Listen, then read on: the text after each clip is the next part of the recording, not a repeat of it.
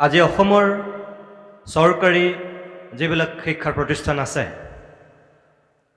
প্ৰাথমিক বিদ্যালয়ৰ পৰা আৰম্ভ কৰি আমি যদি মহাবিদ্যালয়ৰ পৰ্যায়লৈকে চাওঁ তেনেহ'লে আমি দেখিম যে কৰবাত ৰূপালী জয়ন্তী, কৰবাত সোণালী জয়ন্তী, কৰবাত হীৰক জয়ন্তী, কৰবাত মহাৰজত জয়ন্তী বা কৰবাত আনকি শতবৰ্ষ বা 120 বছৰ হোৱা শিক্ষানুষ্ঠানো সেই উৎসৱ বা সেই জয়ন্তীসমূহ উদযাপন কৰিছে। আৰু অসমৰ শদিয়াৰ পৰা ধুবুৰীলৈ তেনেকুৱা মহাৰজত জয়ন্তীয়ে হওক, সোণালী জয়ন্তীয়ে হওক, শতবৰ্ষই হওক বা ৰূপালী জয়ন্তীয়ে হওক, বিভিন্ন অনুষ্ঠানত মই উপস্থিত থকাৰ সুযোগ লাভ কৰিছোঁ। আৰু সেই অনুষ্ঠানসমূহত উপস্থিত থাকি মোৰ যিটো অনুভৱ হৈছে, শিক্ষানুষ্ঠানসমূহ ওচৰৰ পৰা চাই যিখিনি মই অনুভৱ কৰিছোঁ, শিক্ষাগুৰুসকলৰ লগত কথা পাতি, অভিভাৱকসকলৰ লগত কিছু বাৰ্তালাপ কৰি বা ছাত্ৰ ছাত্ৰীৰ লগত পোনপটীয়াকৈ কিছু কথা বতৰা পাতি যিখিনি মোৰ অনুভৱ হৈছে, সেই অনুভৱেৰে মই আপোনালোকৰ আগত কেইটামান কথা ক'ব বিচাৰিছোঁ। আজি অসমৰ শিক্ষাখণ্ডলৈ যদি আমি চাওঁ তেনেহ'লে আমি দেখিম আমাৰ অসমৰ শিক্ষাখণ্ড এতিয়া দুটা ভাগত বিভক্ত। এক চৰকাৰী, দুই বেচৰকাৰী। চৰকাৰী খণ্ডটোক আমি একেবাৰে প্ৰাথমিকৰ পৰা বিশ্ববিদ্যালয় পৰ্যন্ত যদি আমি চাওঁ তেনেহ'লে আমি কি দেখিবলৈ পাওঁ আজিৰ দিনত? আৰু তাৰ বিপৰীতে যদি আমি বেচৰকাৰী খণ্ডৰ শিক্ষানুষ্ঠানসমূহলৈ আমি মন কৰোঁ, সূক্ষ্মভাৱে আপোনালোকে সকলোৱে মন কৰক, কি দেখিবলৈ পাব আৰু আমি কি মন কৰোঁ। মোৰ লগত আপোনালোকৰ চিন্তাটো নিমিলিব পাৰে, আৰু যদি মোৰ কিছুমান কথাই আপোনালোকৰ কাৰোবাক দুখ দিয়ে তেতিয়াহ'লে মই আগতীয়াকৈ মাফ খুজি লৈছোঁ। মই কাকো ব্যক্তিগত আক্ৰোশ বা আক্ৰমণ কৰিব বিচৰা নাই, কিন্তু যিটো নিষ্ঠুৰ সত্য বুলি মই অনুভৱ কৰোঁ তেনেকুৱা দুটামান কথা কিন্তু মই আপোনালোকৰ আগত ক'ম। বেচৰকাৰী খণ্ডৰ যিবিলাক আমাৰ বিদ্যালয় আছে তাত দুটা শাখা আছে, এটা ৰাজহুৱা আৰু আনটো ব্যক্তিগত খণ্ডৰ। আজি অসম জাতীয় বিদ্যালয় বা শ্ৰীমন্ত শংকৰদেৱ বিদ্যা নিকেতন এনেধৰণৰ যিবিলাক বিদ্যালয় বেচৰকাৰী খণ্ডত আছে সেইবিলাক ৰাজহুৱা খণ্ডৰ বিদ্যালয়, বহু ৰাইজ মিলি সেই বিদ্যালয়বিলাক পৰিচালনা কৰিছে। আৰু তাৰ বিপৰীতে আন একাংশ এনেকুৱা বিদ্যালয় আছে যিবিলাক সম্পূৰ্ণৰূপে ব্যক্তিগত খণ্ডৰ বুলি ক'ব পাৰি, য'ত একোজন মালিক আছে, কোনোবা এজন স্বত্বাধিকাৰ আছে আৰু তেওঁ সেই বিদ্যালয়বিলাক পৰিচালনা কৰিছে, বা কোনোবা এটা গোট আছে সেই গোটটোৱে পৰিচালনা কৰিছে। তাৰ বিপৰীতে সম্পূৰ্ণৰূপে এই বিদ্যালয়খনৰ দৰে যিবিলাক চৰকাৰী বিদ্যালয় আছে, এয়া আমাৰ ইয়াৰ পৃষ্ঠপোষক আমাৰ চৰকাৰ। কিন্তু দুৰ্ভাগ্যজনকভাৱে আমি যদি মন কৰোঁ, যোৱা 30 বছৰমানৰ পৰা মই নিজে অনুভৱ কৰা কথাটো হৈছে যে ব্যক্তিগত খণ্ডৰ বিদ্যালয় জয়যাত্ৰা দিনক দিনে উজলি উঠিছে, আৰু আমাৰ চৰকাৰী যিটো শিক্ষা প্ৰতিষ্ঠান বা শিক্ষা ব্যৱস্থা যোৱা 30 বছৰমানৰ পৰা লাহে লাহে ওপৰলৈ যোৱাতকৈ ক'ৰবাত যেন ঘূনে ধৰিলে আৰু লাহে লাহে অলপ তললৈ গৈ থকা যেন অনুভৱ হয়। বিশেষকৈ প্ৰাথমিকৰ পৰা মাধ্যমিক পৰ্যায়লৈকে যদি আমি চাওঁ তেনেহ'লে দেখিম যে দুই এক শিক্ষা প্ৰতিষ্ঠানক বাদ দি, দুই এক বিদ্যালয়ক বাদ দি আমাৰ গৰিষ্ঠ সংখ্যকৰ ওপৰত যিটো আমাৰ সাধাৰণ মানুহৰ আস্থা আৰু বিশ্বাস আছিল তাত হিনদেৰি হৈছে। কিন্তু তাৰ বিপৰীতে বেচৰকাৰী খণ্ডৰ বা ব্যক্তিগত খণ্ডৰ যিবিলাক শিক্ষা প্ৰতিষ্ঠান গঢ় লৈ উঠিল, কি ইংৰাজী মাধ্যম, কি অসমীয়া মাধ্যম, দুয়োটা মাধ্যমেৰে সেই বিদ্যালয়বিলাকে দিনক দিনে নিজৰ জখলা তেওঁলোকে উত্তৰণ ঘটাইছে। আৰু আমাৰ চৰকাৰী খণ্ডৰ শিক্ষা প্ৰতিষ্ঠানবিলাকত মধ্যাহ্ন ভোজনৰ পৰা আৰম্ভ কৰি বিনামূলীয়া পোছাক, বিনামূলীয়া কিতাপ পত্ৰ প্ৰদান কৰাৰ পৰা আৰম্ভ কৰি যোৱা এই 30টা বছৰত কিমান কি কৰা নাই আমাৰ চৰকাৰবিলাকে। আগৰ কথা মই বাদ দিছোঁ, আগৰ 30 বছৰৰ কথাটো মই আপোনালোকক এই কাৰণেই কৈছোঁ তাৰ আগলৈকে মোটামুটি আমাৰ শিক্ষা ব্যৱস্থাৰ যিটো মান ঠিকেই আছিল বুলি মই ব্যক্তিগতভাৱে অনুভৱ কৰোঁ। শিক্ষকৰ মান, বিদ্যালয়ৰ আন্তঃগাঁথনি, ছাত্ৰ ছাত্ৰীৰ যিটো ধাউতি, আগ্ৰহ, অভিভাৱকৰ যিটো আকৰ্ষণ, মোটামুটি 30 বছৰৰ আগলৈকে আমাৰ চৰকাৰী মাধ্যমৰ সকলো শিক্ষাৰ প্ৰতিষ্ঠানত সম্পূৰ্ণৰূপে অটুট আছিল। কিন্তু এই 30 বছৰৰ পিছৰ পৰা ক'ৰবাত যেন অলপ গণ্ডগোল হ'ল। ক'ত গণ্ডগোলটো হ'ল এতিয়া? আপোনালোকৰ এই বিদ্যালয়খনৰ যিখিনি আৰম্ভণিৰ পৰিৱেশ আৰু তাৰ পিছত পৰ্যায়ক্ৰমে আহি যেতিয়া এই বিদ্যালয়খনে ৰূপালী জয়ন্তী পাতিছিল, এই বিদ্যালয়খনে যেতিয়া সোণালী জয়ন্তী পাতিছিল, যিসকল সেই ৰূপালী জয়ন্তী, সোণালী জয়ন্তীৰ প্ৰত্যক্ষদৰ্শী আছিল, তেওঁলোকে গম পাব মোৰ কথাটোৰ মই সঁচা কথা কৈছোঁ নে মই ভুল কথা কৈছোঁ। আৰু আজি তেওঁলোকে অনুভৱ কৰিব যে মোৰ কথাখিনিৰ গুৰুত্বটো কোনখিনিত। মই আপোনালোকক এই কাৰণেহে এই কথাটো ক'ব বিচাৰিছোঁ যে 30 বছৰ বুলি মই কিয় ধৰিছোঁ, এই কাৰণেই মই অতি কমেও 30 বছৰৰ সংখ্যা এটা আপোনালোকক কৈছোঁ যে আমাৰ চৰকাৰী মাধ্যমৰ বিদ্যালয়বিলাক যে লাহে লাহে ধ্বংসৰ মুখলৈ গতি কৰিছে, তাৰ জ্বলন্ত উদাহৰণ বেলেগ একো নহয়। কালি আমাৰ ৰাজ্যৰ মুখ্যমন্ত্ৰী হিমন্ত বিশ্ব শৰ্মাই ডিফুত 884 গৰাকী শিক্ষকক নিযুক্তি পত্ৰ প্ৰদান কৰোঁতে তেখেতৰ মুখেৰে যিটো বাক্য ওলাইছে, সেইটোৱেই অপ্ৰিয় সত্য। আৰু সেইকাৰণেই মই আপোনালোকক এই কথাকেইটা কৈছোঁ। তেখেতে কি কৈছে কালি? তেখেতে কৈছে যে এনেকৈ যদি আমাৰ বিদ্যালয়বিলাক চলি থাকে আৰু আহি থকা 10 বছৰৰ পিছত অসমৰ চৰকাৰী মাধ্যমৰ বিদ্যালয়বিলাক জীয়াই নাথাকিব। তেখেতে কৈছে যে আহি থকা 10 বছৰৰ পিছত আমি শিক্ষকক ভলণ্টাৰী ৰিটায়াৰমেণ্ট দিবলৈ বাধ্য হ'ম, স্বেচ্ছামূলক অৱসৰ দিবলৈ বাধ্য হ'ব চৰকাৰ আহি থকা 10 বছৰৰ পিছত। স্বয়ং মুখ্যমন্ত্ৰীগৰাকীয়ে কৈছে। আৰু সেইগৰাকী মুখ্যমন্ত্ৰী কেনেকুৱা মুখ্যমন্ত্ৰী? যিগৰাকী আমি দেখা অসমৰ সৰ্বাধিক সময়ৰ শিক্ষামন্ত্ৰীৰ দায়িত্বত আছিল। তেখেতে কৈছে সেই কথা। মই কালি যেতিয়া তেখেতে ডিফুত সেই কথাটো কৈছে, মই ভিতৰি শংকিত, মই আতংকিত, মই ভীতিগ্ৰস্ত, মই মনে মনে ভয় খাইছোঁ। কাৰণ তেখেতে এটা সত্য কথা বহুদিনৰ বিৰতিৰ মূৰত ৰাজহুৱাকৈ স্বীকাৰ কৰিছে। যদি সেইটো দিশত আমি গতি কৰিছোঁ, তেনেহ'লে ইয়াৰ কাৰণে এতিয়া প্ৰথম কথা হ'ল যে দায়ী কোন? তেখেতে তাত আৰু এটা কথা কৈছে, ৰাস্তা ঘাট, চিকিৎসালয়, স্বাস্থ্যসেৱা বা বিদ্যালয় গৃহ এইবিলাক বনাব নোৱাৰাৰ কাৰণে যি ধৰণে মুখ্যমন্ত্ৰী দায়ী, তেনেকৈ এখন শিক্ষা প্ৰতিষ্ঠান, শিক্ষা ব্যৱস্থাটোক জেপাল কৰি ৰাখিব নোৱাৰাৰ কাৰণে শিক্ষক সমাজ দায়ী। তেখেতে তেনেকৈ কৈছে। সেই কথাখিনিৰ আধাৰত মই এতিয়া আপোনালোকক কথা কেইটামান ক'ব বিচাৰিছোঁ। আজি আমাৰ মধ্যবিত্ত যিটো শ্ৰেণী আছে, আপোনালোক ইয়াত যিখিনি মানুহ গোট খাইছে, ইয়াত সন্মানীয় যি 3গৰাকী বিশিষ্ট ব্যক্তিৰ মঞ্চত আসন অলংকৃত কৰি আছে, আমি সকলোখিনি মানুহ অসমীয়া সমাজৰ মধ্যবিত্ত শ্ৰেণীটোক আমি প্ৰতিনিধিত্ব কৰা মানুহ। আমি সকলো মধ্যবিত্ত শ্ৰেণীৰ মানুহ ইয়াত।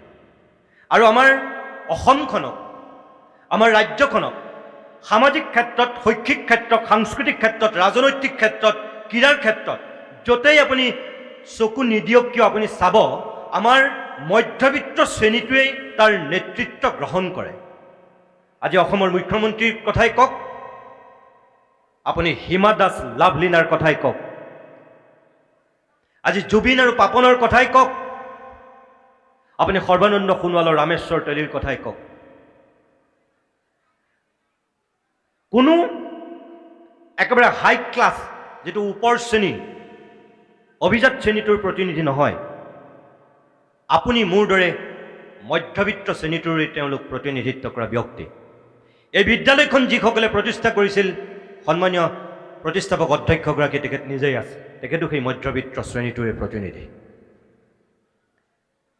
এই যে আমি মধ্যবিত্ত শ্ৰেণীটোৱে সকলোতে নেতৃত্ব লওঁ আৰু লৈ আহি এটা সময়ত আজি আমি যেটো পৰিৱেশ পৰিস্থিতিৰ প্ৰত্যক্ষ কৰিছোঁ আপোনালোক যিসকল ইয়াত বিবেকবান ব্যক্তি আছে আপোনালোকে এবাৰ নিজক সুধি চাব যে আমি এইখিনিলৈকে হয়তো ঠিকেই আহিলোঁ ঠিকেই আহি পালোঁ কিন্তু এতিয়া আমি যিখন সমাজ এৰি থৈ যাবলৈ সাজু হৈছোঁ আৰু যিখন আহি আছে আগন্তুক পৃথিৱী সেই পৃথিৱীখন বাৰু আমাৰ উত্তৰ প্ৰজন্মৰ কাৰণে কেনেকুৱা হ'ব আমি কোনখন পৃথিৱী এৰি থৈ যাম বেলেগ বাদ দিয়ক এইখন পৃথিৱীৰ কথা কওক এই শিক্ষানুষ্ঠানখনৰ কথাই মই এতিয়া কৈছোঁ আজিৰ পৰা এই 60 বছৰৰ হীৰক জয়ন্তী পাতিব লাগিছিল কিবা কাৰণত তেখেতসকলৰ অলপ পলম হ'ল কাৰণে এতিয়া পাতিছে আজিৰ পিছত যেতিয়া এই বিদ্যালয়খনে 100 বছৰ পূৰ্ণ কৰাৰ সময়ত শতবৰ্ষ আয়োজন কৰিব আপোনালোক ইয়াত থকা সকলোৱে বুকুত হাত থৈ আজি মোক ক'ব পাৰিবনে যে শতবৰ্ষ হোৱাৰ সেই সময়ছোৱাত ৰূপালী জয়ন্তী সোণালী জয়ন্তী হীৰক জয়ন্তী আৰু মহাৰজত জয়ন্তীতকৈ অধিক উৎসাহেৰে অধিক উল্লাসেৰে সঁচাকৈ শতবৰ্ষ অনুষ্ঠিত কৰিব পৰা যাবনে সঁচাকৈ মোক ক'ব নালাগে আপোনালোকে এবাৰ নিজক সোধক কথাটো মই কিয় কৈছোঁ ইতিমধ্যে ইয়াত বিদ্যালয় সংযোগীকৰণ কৰা হৈছে যাৰ কাৰণে ইয়াত এই বিদ্যালয়খনৰ আগৰ যেটো পৰিৱেশ সেই পৰিৱেশটো এতিয়া নাই সময়ে বাধ্য কৰিছে পৰিৱেশে বাধ্য কৰিছে আৰু সেই কাৰণেই এই এমালগেশ্যনৰ কথাটো আপোনালোকৰ এই বিদ্যালয়ৰ চৌহদলৈকো হয়তো আহিল কোনোবাই কেতিয়াবা ভাবিছিল নেকি ভবা নাছিল যে এনেকৈ বিদ্যালয় সংযোগীকৰণ কৰি পেলাই বিদ্যালয় জীয়াই ৰখাৰ ব্যৱস্থা কৰা হ'ব ভবা নাছিল কিন্তু হৈছে আজিৰ পৰা ঠিক একেধৰণে শতবৰ্ষ অনুষ্ঠিত কৰাৰ সময়লৈ এই বিদ্যালয়খনৰ অৱস্থা কেনেকুৱা হৈ থাকিব কি পৰ্যায়ত থাকিব কৰবাত অলপ হলেও মনত এটা প্ৰশ্নবোধক চিনৰ উদয় নহয় নে চাগৈ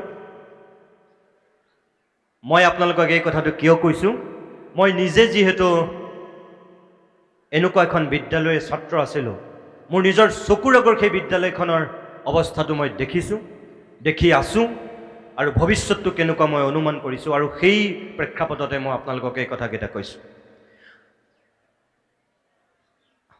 মোৰ নিজৰ সন্তান আপোনাৰ নিজৰ সন্তান আজি প্ৰাথমিক বিদ্যালয়লৈ গৈছে হয় স্কুটাৰত নহয় মটৰ চাইকেলত নহয় গাড়ীত কিন্তু আপুনি বা মই কিহত গৈছিলোঁ মই নিজে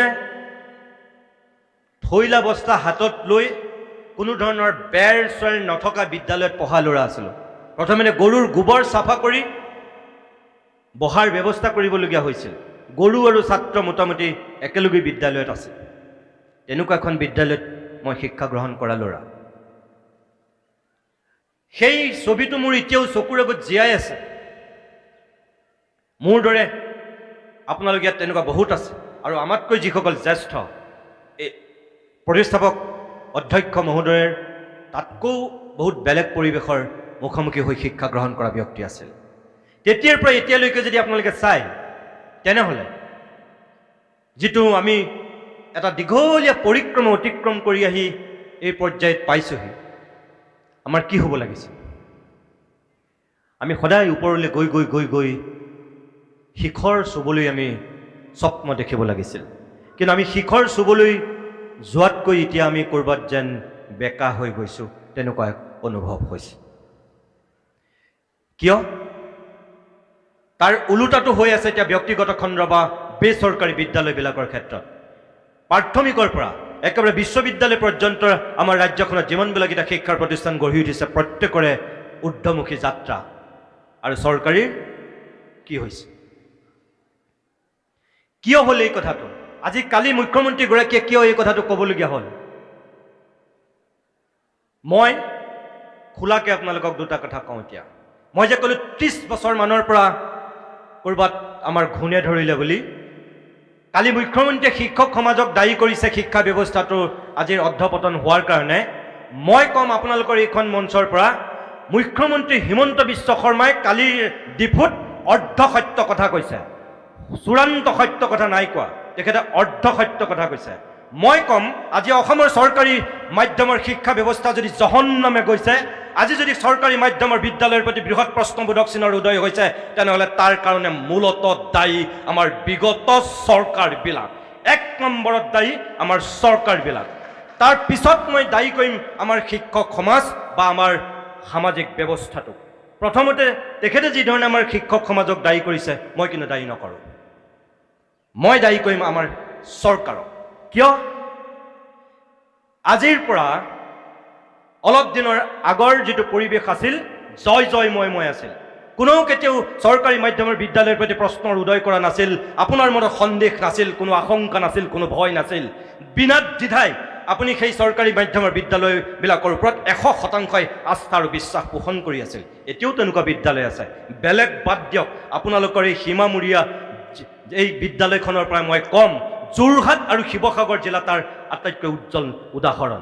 এতিয়াও শিৱসাগৰত এনেকুৱা বিদ্যালয় আছে, প্ৰাথমিক বিদ্যালয় আছে, য'ত শিক্ষা গ্ৰহণ কৰাবৰ কাৰণে অভিভাৱকে ৰাতি বুন্দাপৰ দি পাছদিনাখনলৈকে তাত অপেক্ষা কৰিছে। এতিয়াও বিদ্যালয় আছে শিৱসাগৰত।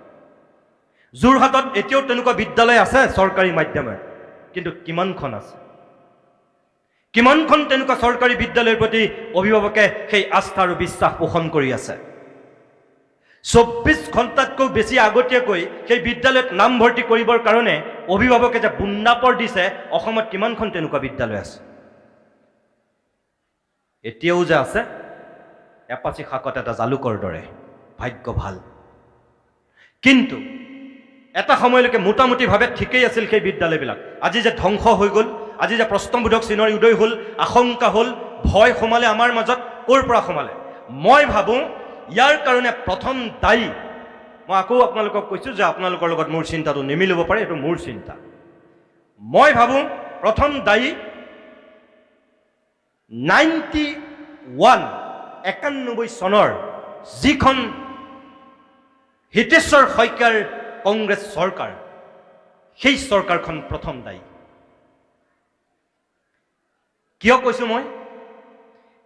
যতদূৰ সম্ভৱ এই হাইস্কুল আৰু হায়াৰ ছেকেণ্ডেৰীবিলাকত সেইখনেই শেষৰখন চৰকাৰ আছিল য'ত শিক্ষকক প্ৰথম 3 বছৰ হোৱাৰ সময়ছোৱালৈকে 1 টকাও নোহোৱাকৈ শিক্ষকক নিযুক্তি দিয়া হৈছিল। BSc পাছ কৰা ব্যক্তিয়ে হওক, BA BEd থকা ব্যক্তিয়ে হওক, সঁচাকৈ যিসকল যোগ্য ব্যক্তি তেওঁলোকে শিক্ষক হিচাপে নিযুক্তি পাইছিল। প্ৰাথমিক বিদ্যালয় কওক, LP ME high school higher secondary যি শিক্ষানুষ্ঠানৰ কথাই কওক, মই ওপৰলৈ যোৱাই নাই, কলেজ পৰ্যায়লৈ মই যোৱা নাই। য'ত আমাৰ মেৰুদণ্ডটো গঢ় লয়, য'ত জাতি নিৰ্মাণৰ আচল মেৰুদণ্ড তৈয়াৰ হয়, এই প্ৰাথমিকৰ পৰা মাধ্যমিক পৰ্যায়লৈকে মই এই চোৱা সময়ৰ কথা কৈছোঁ আপোনালোক। তেতিয়ালৈকে যোগ্য ব্যক্তিবিলাকক শিক্ষক হিচাপে নিযুক্তি দিয়া হৈছিল। আৰু যতদূৰ সম্ভৱ হিতেশ্বৰ শইকীয়াৰ প্ৰথমটো সেই 91 চনৰ যিখন চৰকাৰ, তাৰ 3 বছৰলৈকে মোটামুটি ঠিকেই চলিছিল। কিন্তু পিছৰ 2 বছৰ কি কৰিলে সেই চৰকাৰখনে? মনত পেলাওক আপোনালোকে কি কৰিলে। মোৰ চকুৰ আগত এই মুহূৰ্তত এনেকুৱা কেইজনমান শিক্ষকে অহা যোৱা কৰি আছে, যিকেইজন শিক্ষকক মই হাড়ে হিমুজি চিনি পাওঁ। এই মুহূৰ্তত এই মাইক্ৰফোনৰ সন্মুখত আপোনালোকৰ আগত কথা কৈ থকাৰ মুহূৰ্তত, আৰু মই এতিয়া কোৱাৰ লগে লগে আপোনালোকৰ চকুৰ আগতো তেনেকুৱা বহুত শিক্ষক আহি যাব যি সেই সময়ত নিযুক্তি পাইছিল। মই কি কথা কৈছোঁ জানে? মাছৰ বজাৰত দৰ দাম কৰাৰ ধৰণেৰে শিক্ষক যে বিক্ৰী হয়, হিতেশ্বৰ শইকীয়াৰ সেই চৰকাৰখনৰ সেই শেষৰ 2টা বছৰে আমাক শিকাই দিলে, আমাক দেখুৱাই দিলে 25,000 পৰা 30-40,000 টকাত প্ৰথমবাৰৰ কাৰণে শিক্ষক বিক্ৰী হোৱা প্ৰক্ৰিয়াটো আৰম্ভ কৰিছিল সেই 91 চনৰ সেই চৰকাৰখনে। তাৰ আগত যদি কৰিছিল মই নাজানো, মই সৰু, মই মোৰ জ্ঞান আৰু বুদ্ধিৰে মই যেতিয়া দেখিছোঁ, মই সেই তেতিয়াৰ পৰা কৈছোঁ। মই 85 চনৰ চৰকাৰখনৰ পৰা মোৰ জ্ঞান আৰু বুদ্ধিয়ে সকলোবিলাক কথা কয়। মই জানো, তাৰ আগৰ পৰিৱেশটো মই নাজানো। আৰু মোৰ দৃঢ় বিশ্বাস তাৰ আগত তেনেকুৱা পৰিৱেশ নাছিল। কাৰণ শৰৎ চন্দ্ৰ সিংহৰ পৰা আৰম্ভ কৰি গোলাপ বৰবৰা বা মহেন্দ্ৰ হাজৰিকাহঁতৰ সেই সময়ৰ যিবিলাক চৰকাৰ আছিল, তেওঁলোকেতো বেছি সময় পোৱা নাছিল। গতিকে তেওঁলোকৰ দিনত সেই দুৰ্নীতি ভ্ৰষ্টাচাৰ ইমান হোৱাৰো আমি উমান পোৱা নাছিলোঁ। কিন্তু অগপ চৰকাৰৰ প্ৰথমটো কাৰ্যকালতো তেনেকুৱা শিক্ষক বিক্ৰী হোৱাৰ কথা আমি পোৱা নাই। এই যে 91 চনত হিতেশ্বৰ শইকীয়াৰ কংগ্ৰেছ চৰকাৰখনে প্ৰথমবাৰৰ কাৰণে 30-40 হাজাৰ টকাত শিক্ষক বিক্ৰী প্ৰক্ৰিয়াটো আৰম্ভ কৰিলে, তাতেই প্ৰথম কেনাটো লাগিল। 2, আলফাক সেই সময়ত চালফা কৰি ভাগ কৰাৰ পিছত এনেকুৱা কিছুমান চকুৰ আগত ঘূৰি ফুৰা গুণ্ডা দস্যু সদৃশ মানুহ হঠাতেই চালফা হৈ গ'ল, আৰু হোৱাৰ পিছত তেওঁলোকক নিযুক্ত কৰা হ'ল বিদ্যালয়ত শিক্ষক হিচাপে। মই কোৱা নাই সকলো চালফা বেয়া, মই কোৱা নাই সেই সময়ত চাৰেণ্ডাৰ কৰা সেই আলফাবিলাক দস্যু সকলো, মই নাই কোৱা। কিন্তু মই চকুৰ আগত যিকেইটা দৃশ্য নিজে দেখিছোঁ, সেইকেইটাকতো মই অস্বীকাৰ কৰিব নোৱাৰোঁ। যাৰ গাত শিক্ষকতাৰ শটো লাগি থকা নাই, যি এখন বিদ্যালয়ৰ শিক্ষক বাদ দিয়ক, চতুৰ্থ বৰ্গৰ তেওঁ তাত চকীদাৰী কৰাৰো তেওঁ যোগ্যতা নাছিল, তেনেকুৱা মানুহক যেতিয়া আমাৰ চকুৰ আগতে সেই চৰকাৰখনে শিক্ষক হিচাপে নিযুক্তি দিলে, সেই সময়ত আমি যিসকল মধ্যবিত্ত শ্ৰেণীটোৰ মানুহ আমি ভয় খালোঁ। এয়া কেনে কথা? চকুৰ আগত যেতিয়া প্ৰাথমিক বিদ্যালয়খনত একো নজনা, এটা সৰল অংক বাদ দিয়ক, এটা যোগ অংকও ভালকৈ কৰিব নজনা এটা মস্ত গাধাক যেতিয়া তাত নিযুক্ত কৰা হ'ল শিক্ষক হিচাপে, তেতিয়া মধ্যবিত্ত শ্ৰেণীটোৰ মানুহ ভয় খালে। এই বিদ্যালয়খনত ই দেখোন শিক্ষক হৈ গ'ল, মোৰ ল'ৰাটোক কি পঢ়াবই, মোৰ ছোৱালীজনীক কি পঢ়াবই? এই ভয়টো গম নোপোৱাকৈ তেতিয়া বহু অভিভাৱকৰ মনত সোমাই গ'ল। সেই চৰকাৰখনৰ দিনত য'ত প্ৰথমবাৰৰ কাৰণে মই যে ক'লোঁ এই 25,000 পৰা 30-40 হাজাৰ টকাত শিক্ষক বিক্ৰী হ'ল, নিযুক্তি দিলে তেনেকুৱা শিক্ষকক। 2, এই আলফাক ভাগ কৰিবলৈ গৈ চালফা সৃষ্টি কৰি একাংশ উদণ্ড আৰু অসভ্য প্ৰকৃতিৰ তেনেকুৱা চেহেৰাৰ মানুহক যেতিয়া শিক্ষক হিচাপে বিদ্যালয়ত নিযুক্ত কৰা হ'ল, তেতিয়াই প্ৰথমটো আমাৰ এই শিক্ষা প্ৰতিষ্ঠানৰ প্ৰতি ধ্বংসযজ্ঞ আৰম্ভ কৰিলে আমাৰ চৰকাৰবিলাকে। আৰু তাৰ কাৰণে দায়ী আজি যেনেকৈ আমাৰ মুখ্যমন্ত্ৰী শিক্ষক সমাজক কৰিছে, মই কম নহয়, তাৰ কাৰণে দায়ী আমাৰ সেই চৰকাৰ যন্ত্ৰ। তেওঁলোকে প্ৰথম আমাৰ এই ধ্বংসযজ্ঞটো আৰম্ভ কৰিছিল। কাৰণ কোন বিবেকবান অভিভাৱকে নিজৰ চকুৰ আগত দেখি থকা সেই গুণ্ডা প্ৰকৃতিৰ শিক্ষক হিচাপে নিযুক্তি পোৱা বিদ্যালয়খনলৈ নিজৰ সন্তানক পঢ়ুৱাব? আপুনি মোক কওক। নপঠিয়াই। তাৰ পাছত সেই ধাৰাবাহিকতা ৰক্ষা কৰিলে আমাৰ জাতীয়তাবাদৰ কথা কোৱা, আঞ্চলিকতাবাদৰ কথা কোৱা প্ৰফুল্ল মহন্তৰ দ্বিতীয়খন চৰকাৰে। নাপায় ক'ব, খুব আগ্ৰহ আৰু আন্তৰিকতাৰে দ্বিতীয়বাৰৰ কাৰণে ভুল স্বীকাৰ কৰাৰ কাৰণেই অসমীয়া মানুহে তেওঁলোকক বিশ্বাস কৰিছিল, ভাবিছিল কম বয়সত চৰকাৰ গঠন কৰিছিল, গতিকে 85 চনৰ ভুল এইবাৰ তেওঁলোকে নকৰিব।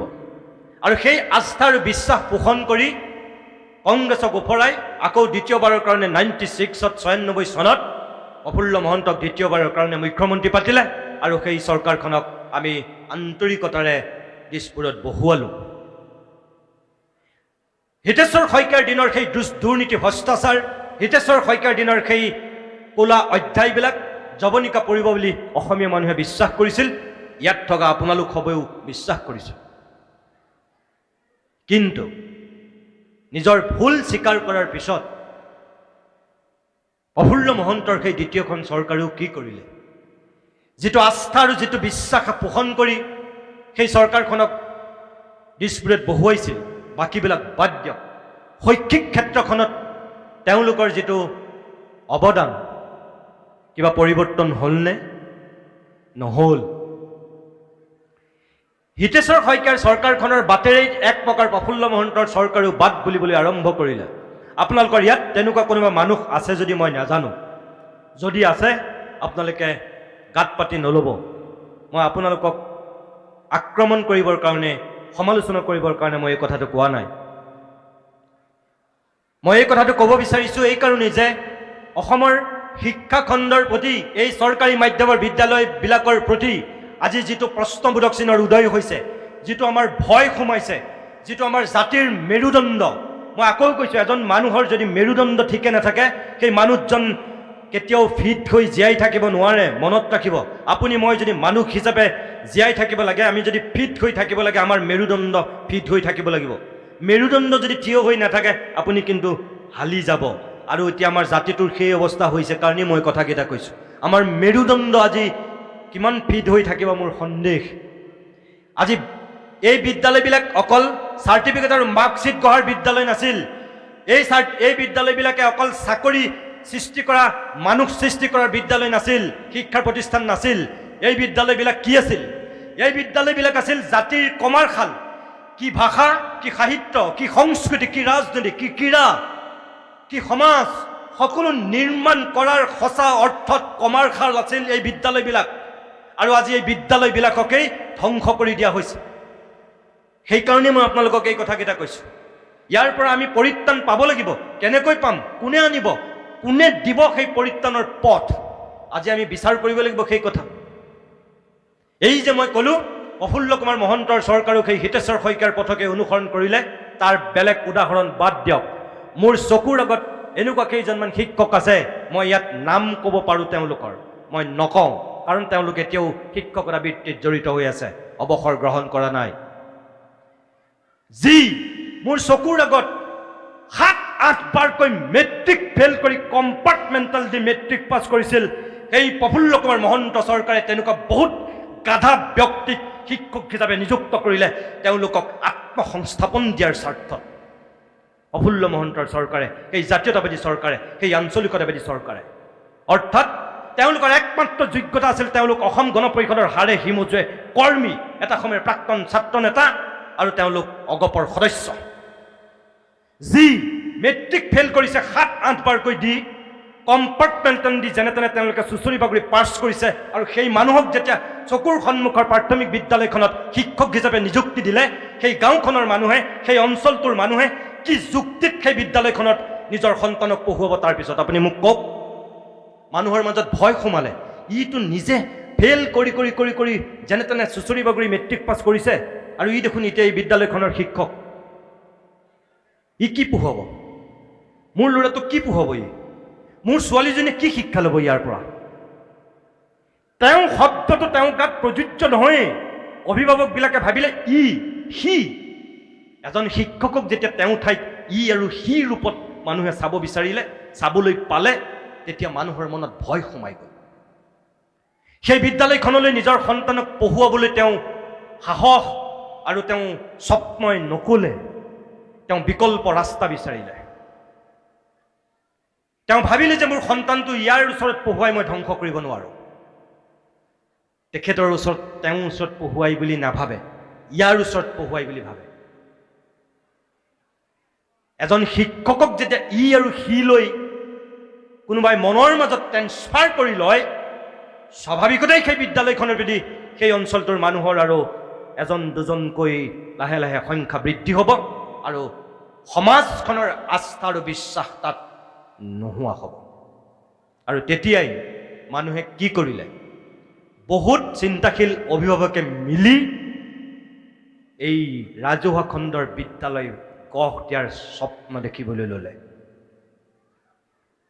কোনোবাই ৰাতি ৰাতি আড্ডাস্থলীত পাতিলে যে আমি এখন বিদ্যালয় খোলো দিয়া, এইখনত নপঢ়ুৱাওঁ দিয়া। দেখিছা নহয় এইবোৰ কি শিক্ষক নিযুক্ত হৈছে, কেনেকৈ পঢ়ুৱাবা মোৰ ল'ৰাটোক ইয়াত? সেই তেনেকুৱা অৱস্থাতেই কাৰোবাৰ মৌন আৰু মগজুত এই ব্যক্তিগত খণ্ডৰ বিদ্যালয় প্ৰতিষ্ঠা কৰাৰ পোকটো সোমাল। মই কোৱা নাই যে সকলো তেনেকেই গঢ় লৈছে বুলি। বহুতে ব্যৱসায়িক স্বাৰ্থত খুলিছে, কিন্তু সেই ব্যৱসায়িক স্বাৰ্থত বিদ্যালয় খোলা সেই শ্ৰেণীটোৰ সংখ্যা পিছত সৃষ্টি হৈছে। কিন্তু প্ৰথম অৱস্থাত যিটো শ্ৰেণীৰ সৃষ্টি হ'ল সেই শ্ৰেণীটোক আমি সৃষ্টি কৰালোঁ। আমি হয়নে নহয় আপোনালোকে নিজে ভাবক। আজি অসম জাতীয় বিদ্যালয় আৰু শংকৰদেৱ শিশু নিকেতন কেনেকৈ গঢ় লৈছে? অসম জাতীয় বিদ্যালয় মই পোনপটীয়াকৈ মই জানো কাৰণে আপোনালোকক এই কথাকেইটা কৈছোঁ। কেইজনমান অভিভাৱক, সচেতন অভিভাৱক লগ লাগিছিল। লগ লাগি তেওঁলোকে ভাবিছিল যে আমি এখন বিদ্যালয় খোলোঁ য'ত আমাৰ নিজৰ সন্তানক পঢ়ুৱাম, য'ত অসমীয়াৰ লগতে ইংৰাজীক সৰ্বাধিক গুৰুত্ব প্ৰদান কৰা হ'ব, নিজৰ ভাষা সাহিত্য সংস্কৃতিক আগুৱাই লৈ যোৱাৰ তাত স্বপ্ন ৰচা হ'ব। আৰু সেইকাৰণে নুনমাটিত সেই অসম জাতীয় বিদ্যালয় প্ৰথম ৰাজগড়ত জন্ম হৈছিল আৰু এতিয়া নুনমাটিত আছে। আপোনালোকে জানে আজি সেই এখন জাতীয় বিদ্যালয়ৰ আৰ্হিত অসমত ৩,০০০ জাতীয় বিদ্যালয় আজি সৃষ্টি হ'ল। গোটেই ৰাজ্যখনত আজি সেই অসম জাতীয় বিদ্যালয়ৰ আৰ্হিত ৩,০০০ বিদ্যালয় আছে অতি কমেও। শ্ৰীমন্ত শংকৰদেৱ শিশু নিকেতনৰ কথা মই নকলোৱেই বাৰু। সেই বিদ্যালয়বিলাকে যদি লাহে লাহে লাহে লাহে নিজক ওপৰলৈ লৈ গৈ আছে, তেনেহ'লে আমি কিয় তললৈ গৈ আছোঁ? এই যে মই আপোনালোকক ক'লোঁ, প্ৰথম ভুলটো আমাৰ চৰকাৰে কৰিলে, দ্বিতীয় ভুলটো কৰিলোঁ আমি নিজে, আমি শিক্ষক সমাজে। এই যে মই ক'লোঁ মুখ্যমন্ত্ৰীৰ লগত মই একমত নহয়, তেখেতে শিক্ষকক দায়ী কৰিছে। মই ভাবোঁ প্ৰথমতে চৰকাৰ দায়ী, তাৰ পিছত কিন্তু মই দ্বিতীয় স্থানত মই শিক্ষকসকলকো দায়ী বুলি ক'ম। আপোনালোকে বেয়া নাপাব, মই কৰজোৰে আপোনালোকক ক্ষমা খুজি লৈছোঁ। কিয় কৈছোঁ জানে? মই মোৰ নিজৰ বিদ্যালয়খনৰ আৰ্হিতে মই আপোনালোকক এই কথাকেইটা কৈ আছোঁ। মই ক্লাছ 9ত যেতিয়া নৱমমান শ্ৰেণীত পঢ়ি আছিলোঁ, আমাৰ বিদ্যালয়খন খুব ভাল বিদ্যালয়, নাৰায়ণপুৰ উচ্চতৰ মাধ্যমিক বিদ্যালয়। এটা সময়ত ষ্টেণ্ড কৰিছিল আমাৰ বিদ্যালয়খনৰ পৰা। মোৰ বেটছতো আনকি ষ্টেণ্ড কৰিব বুলি ৰৌজাল বৌজাল হৈ আছে। দুৰ্ভাগ্যক্ৰমে সি ষ্টেণ্ড নকৰিল। এতিয়া সি বেংগলুৰুত থাকে, ৰাজেন বৰুৱা তাৰ নাম।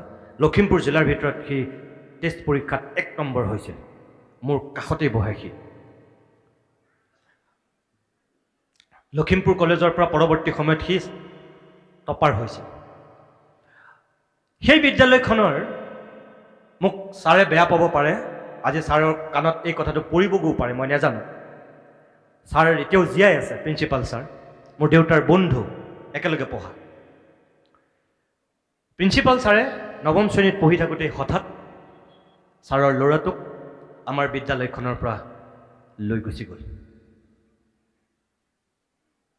আৰু লৈ গৈ ওচৰৰ এখন বেলেগ বিদ্যালয়ত নামভৰ্তি কৰি দিলে। মই হতবাক।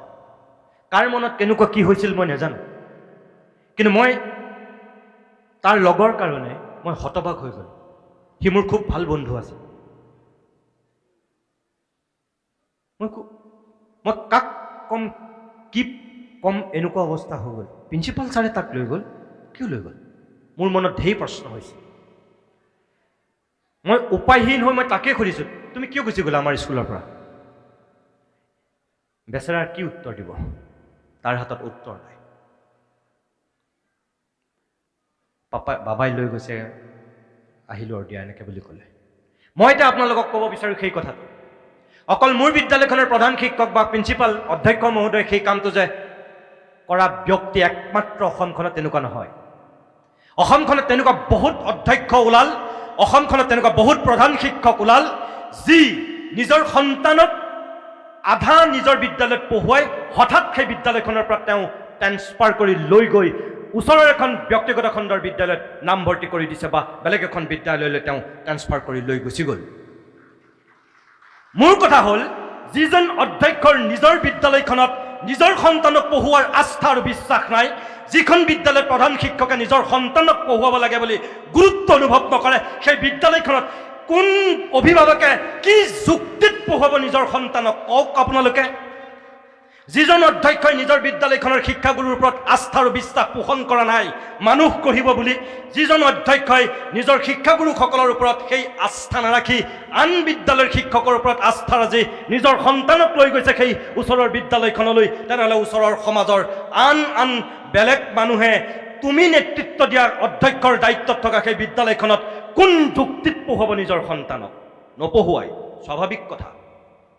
সেইসকল অধ্যক্ষ দায়ী, সেইসকল প্ৰধান শিক্ষক দায়ী যি নিজে স্কুটাৰত প্ৰাইভেট বিদ্যালয়ত প্ৰথমতেই নিজৰ সন্তানক নমাই থৈ আহে, বা মাৰুতি গাড়ী গৈ নিজৰ সন্তানক প্ৰাইভেট বিদ্যালয়ত নমাই থৈ আহি নিজৰ বিদ্যালয়ত গপতে আহি নিজৰ হেড ছাৰৰ চকীত বহি আসন অলংকৃত কৰে। সেইসকল প্ৰধান শিক্ষক দায়ী। নিজৰ বিদ্যালয়খনত তুমি নিজৰ সন্তানক যদি পঢ়ুৱাব নোৱাৰা, বা তোমাৰ যদি সেই বিশ্বাস আৰু আস্থা নাই, তেনেহ'লে তোমাৰ সেই বিদ্যালয়খনত ওচৰৰ মানুহে কি যুক্তিত আস্থা ৰাখিব, কেনেকৈ স্বপ্ন দেখিব? সেইসকল অধ্যক্ষ, সেইসকল প্ৰধান শিক্ষক দায়ী মই ভাবোঁ। আৰু যেতিয়া নাপাই ক'ব, অসমীয়াত এষাৰ বাক্য আছে, আগৰ গৰু যেনি যায় পিছৰ গৰু তেনি যায়। অধ্যক্ষই যেতিয়া স্বয়ং তেনেকুৱা কাম কৰিলে, বাকী ছাৰসকলে কি কৰিব? বাকী ছাৰসকলেও লাইন ল'লে। যেতিয়া অধ্যক্ষই লৈ গ'ল নিজৰ ল'ৰাটোক, নিজৰ ছোৱালীজনীক 8, 9, 7 ধাৰাবাহিকভাৱে ইজন শিক্ষকো নিজৰ ল'ৰাটোক, নিজৰ ছোৱালীজনীক নিজৰ বিদ্যালয়ৰ পৰা নি পেলাই হয় সেই প্ৰাইভেট বিদ্যালয়খনত, ওচৰৰ প্ৰাইভেট বিদ্যালয়খনত নামভৰ্তি কৰিছে, নহয় যিখন আটাইতকৈ ভাল বিদ্যালয় বুলি সেই অঞ্চলটোত চৰ্চাত আছে, সেই বিদ্যালয়খনত নামভৰ্তি কৰি দিছেগৈ। অৰ্থাৎ প্ৰিন্সিপাল হেড ছাৰে যিখিনি কৰিলে, বাকী শিক্ষাগুৰুসকলেও একেই কাম কৰিলে। সেইকাৰণে মই আপোনালোকক কৈছোঁ যে আজি আমাৰ এই শিক্ষা ব্যৱস্থাটোৰ, আমাৰ চৰকাৰী মাধ্যমৰ বিদ্যালয়ৰ প্ৰতি যিটো প্ৰশ্নবোধক চিনৰ উদয় হৈছে, যিটো ভয়, যিটো ভাবুকি, যিটো শংকা নামি আহিল, ইয়াৰ কাৰণে দ্বিতীয়তে দায়ী আমাৰ সেই শিক্ষক সমাজ। সেইসকল শিক্ষক যিসকলে নিজৰ বিদ্যালয়খনক অকল চাকৰি কৰা এটা কেন্দ্ৰ বুলি ভাবিলে, মানুহ গঢ়াৰ কমাৰশাল বুলি ভাবিব নোৱাৰিলে, বা নিজে তৈয়াৰ কৰিব নোৱাৰিলে। 3 নম্বৰ, আমি দায়ী। আমি যিসকল অভিভাৱক, যিসকল আমি অলপ সচেতন লোক, আমি কেনেকৈ দায়ী? এই হিতেশ্বৰ শইকীয়াৰ দিনত কৰা ভুল, এই প্ৰফুল্ল মহন্তৰ চৰকাৰৰ কৰাৰ দিনত ভুল, আৰু পৰৱৰ্তী সময়ত প্ৰধান শিক্ষক বা অধ্যক্ষ যি বুলিয়েই নকওঁ কৰা, তেওঁলোকে কৰা ভুলবিলাকক আমি কোনো ভুল বুলি আঙুলিয়াই দিব নোৱাৰিলোঁ, আমি দেখুৱাই দিব নোৱাৰিলোঁ যে এনেকুৱা কৰিবলৈ দিয়া নহ'ব। আমি সেই সময়ত বৌদ্ধিক মহলেও সেই চৰকাৰবিলাকৰ সেই ভুলবিলাকক যিধৰণে সমালোচনা কৰিব পাৰিব লাগিছিল, যিধৰণে জাতীয় সংগঠনবিলাকে প্ৰতিবাদ কৰি স্তব্ধ কৰি দিব লাগিছিল যে নাই, এনেকুৱা শিক্ষক নিযুক্ত কৰা বন্ধ কৰক, হ'ব নোৱাৰে। স্কুল কেতিয়াও কাৰোবাৰ আত্মসংস্থাপনৰ কেন্দ্ৰ হ'ব নোৱাৰে, নিবনুৱা সংস্থাপনৰ কেন্দ্ৰ হ'ব নোৱাৰে। স্কুল জাতিৰ মেৰুদণ্ড গঢ়াৰ এক কমাৰশাল। ইয়াত সদায় যোগ্য ব্যক্তিৰ স্থান পাব লাগিব। সেইসকল কমাৰহে ইয়াত স্থান পাব যিসকলে প্ৰকৃততে সেই শিল্পটো তৈয়াৰ কৰিব পাৰে। কিন্তু আমি সেই দায়িত্ব পালন কৰিলোঁ জানো? নকৰি। আমি সমাজৰ গণ্যমান্য ব্যক্তিসকলে, আমি অভিভাৱক সমাজে আমি মৌনব্ৰত পালন কৰিলোঁ। বিদ্যালয় পৰিচালনা সমিতিৰ লগত যিখিনি মানুহ আমি জড়িত, আমি সকলোৱে মুখত চেলুটেপ মাৰিলোঁ। বেয়া পাব? নকওঁ। মোক অতৰাই দিব? নকওঁ। মই কিবা ক'লে মোৰ ল'ৰাটোক প্ৰধান শিক্ষকে অত্যাচাৰ কৰিব? নকওঁ। এনেকুৱা অকল তুচ্ছ আৰু ব্যক্তি চিন্তাত আমি আবদ্ধ থকাৰ কাৰণে আমি ৰাজহুৱা স্বাৰ্থক গুৰুত্ব নিদিলোঁ, চিটিকাই দিলোঁ আমি সেই ৰাজহুৱা স্বাৰ্থটো, যিটো বৃহৎ স্বাৰ্থ আছিল। আৰু সেইকাৰণে আমিবিলাকো তাৰ কাৰণে কম দায়ী নহয়। সেই সময়ৰ অসমৰ বৌদ্ধিক সমাজ দায়ী, যিটো বৌদ্ধিক আন্দোলন হ'ব লাগিছিল, গোটেই ৰাজ্য কঁপাই যোৱাকৈ মই ভাবোঁ তাৰ প্ৰতিবাদ হ'ব লাগিছিল যে চৰকাৰে বন্ধ কৰক এনেধৰণৰ প্ৰক্ৰিয়া, আমাৰ শিক্ষক সমাজে বন্ধ কৰক নিজৰ সন্তানক এনেকৈ লৈ যোৱাৰ প্ৰক্ৰিয়া। নাই, আমি নোৱাৰিলোঁ কৰিব। আৰু তাৰ পিছত আহি সেই ৰাইজৰ যিখিনি সামান্য আস্থা আৰু বিশ্বাস আছিল সেইখিনিও একাংশ শিক্ষকে ধূলিচ্ছাত কৰাৰ প্ৰক্ৰিয়া আৰম্ভ কৰিলে। যেতিয়া প্ৰধান শিক্ষক বা অধ্যক্ষৰ চকীখনক লৈ বিদ্যালয় চৌহদৰ ভিতৰতে যেতিয়া নিলজ্জভাৱে কোনোবা শিক্ষকে মাৰপিট কৰিলে, কোৰ্ট কেছ কৰিলে, প্ৰধান শিক্ষকৰ চকীখনৰ কাৰণে তেওঁলোকে যেতিয়া খোৱা কামোৰা কৰি বিদ্যালয়খনত এক অশুভ পৰম্পৰা আৰম্ভ কৰিলে, স্বাভাৱিকতেই ছাত্ৰ ছাত্ৰী সেই বিদ্যালয়খনৰ প্ৰতি নিজেই মোহভংগ হোৱাৰ উপক্ৰম হ'ল। আমাৰ দেখোন প্ৰধান ছাৰৰ মাজত কাজিয়া লাগিছে, প্ৰিন্সিপাল হ'বৰ কাৰণে দেখোন কাজিয়া, দুটা গোট, শিক্ষকৰ মাজত দুটা গোট, কেতিয়াবা ছাত্ৰ ছাত্ৰীৰ লগত তাৰ সম্পূৰ্ণ প্ৰভাৱ। এই যিবিলাক নেদেখিবলগীয়া ঘটনা ঘটিল, নুশুনিবলগীয়া কথা আমি শুনিলোঁ, তাৰপিছত আৰু সেই বিদ্যালয়বিলাকৰ প্ৰতি স্বাভাৱিকতেই মানুহৰ আস্থা আৰু বিশ্বাস লাহে লাহে হ্ৰাস পাবলৈ ধৰিলে। আৰু আহি এটা সময় এনেকুৱা হ'লহি য'ত বিজ্ঞান পঢ়াব লাগিছিল এজন BSc শিক্ষকে, য'ত অংক পঢ়াব লাগিছিল ছায়েন্সৰ মানুহজনে, আমাৰ বিদ্যালয়ত বাধ্যত পৰি অংক শিকাব লগা হ'ল কলাৰ মানুহজনে। বিজ্ঞানৰ শিক্ষক নোহোৱাকৈ ছাত্ৰ ছাত্ৰীয়ে মেট্ৰিক পাছ কৰা বিদ্যালয়ৰ সংখ্যা লাহে লাহে আমাৰ বৃদ্ধি পাবলৈ ধৰিলে। সেই প্ৰক্ৰিয়াবিলাক কমক চাৰি বৃদ্ধি পাবলৈ ধৰিলে। শিক্ষকৰ নাটনিয়ে বিদ্যালয়বিলাকক এফালৰ পৰা গিলি আনিলে।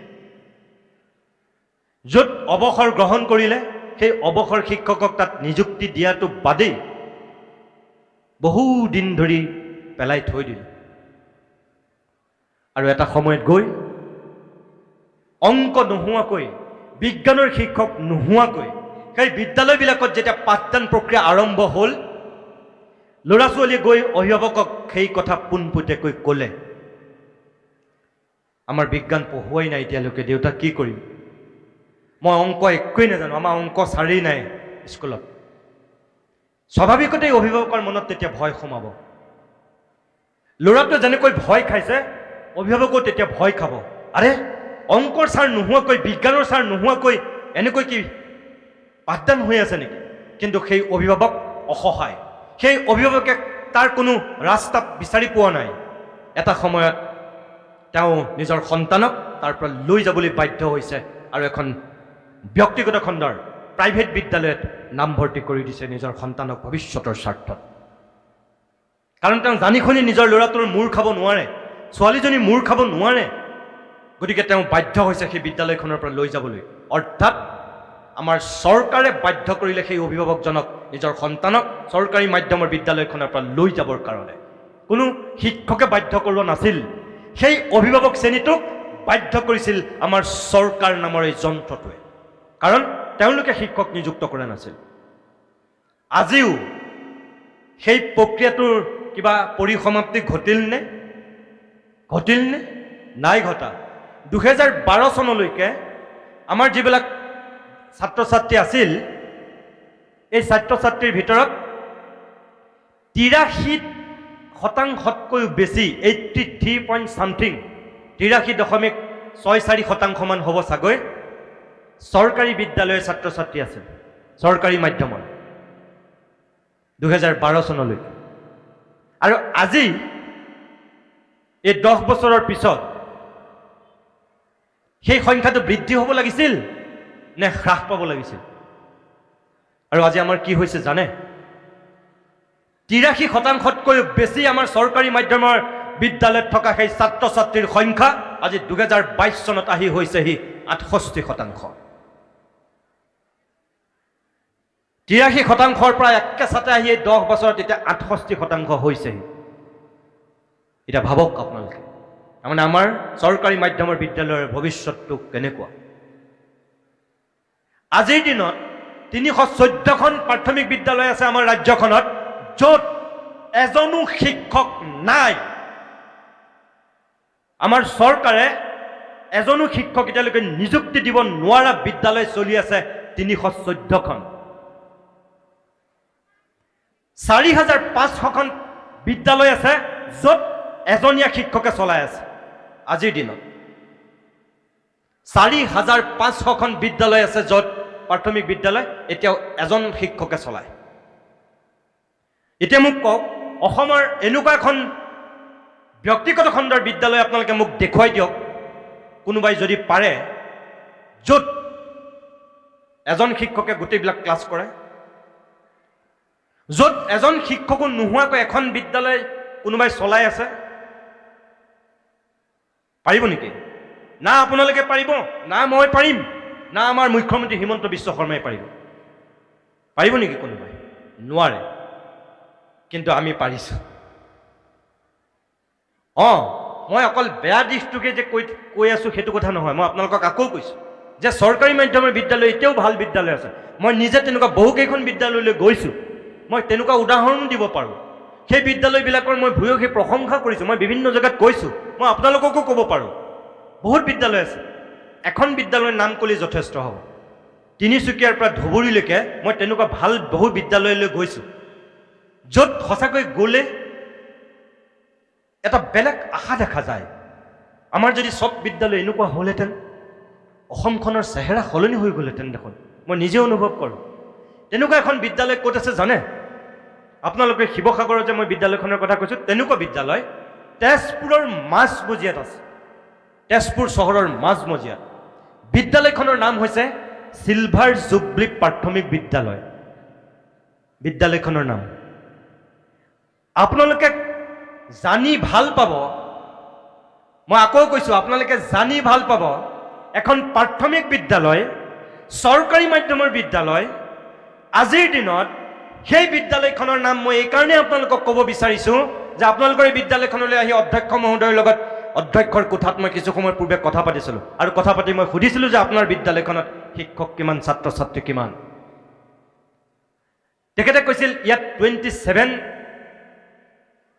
আপোনালোকৰ ষ্টাফটো আছে বুলি কৈছে, টোটেল ষ্টাফ 27 জন টোটেল ষ্টাফ। এখন উচ্চতৰ মাধ্যমিক বিদ্যালয়, 27 টোটেল ষ্টাফ আছে বুলি কৈছে।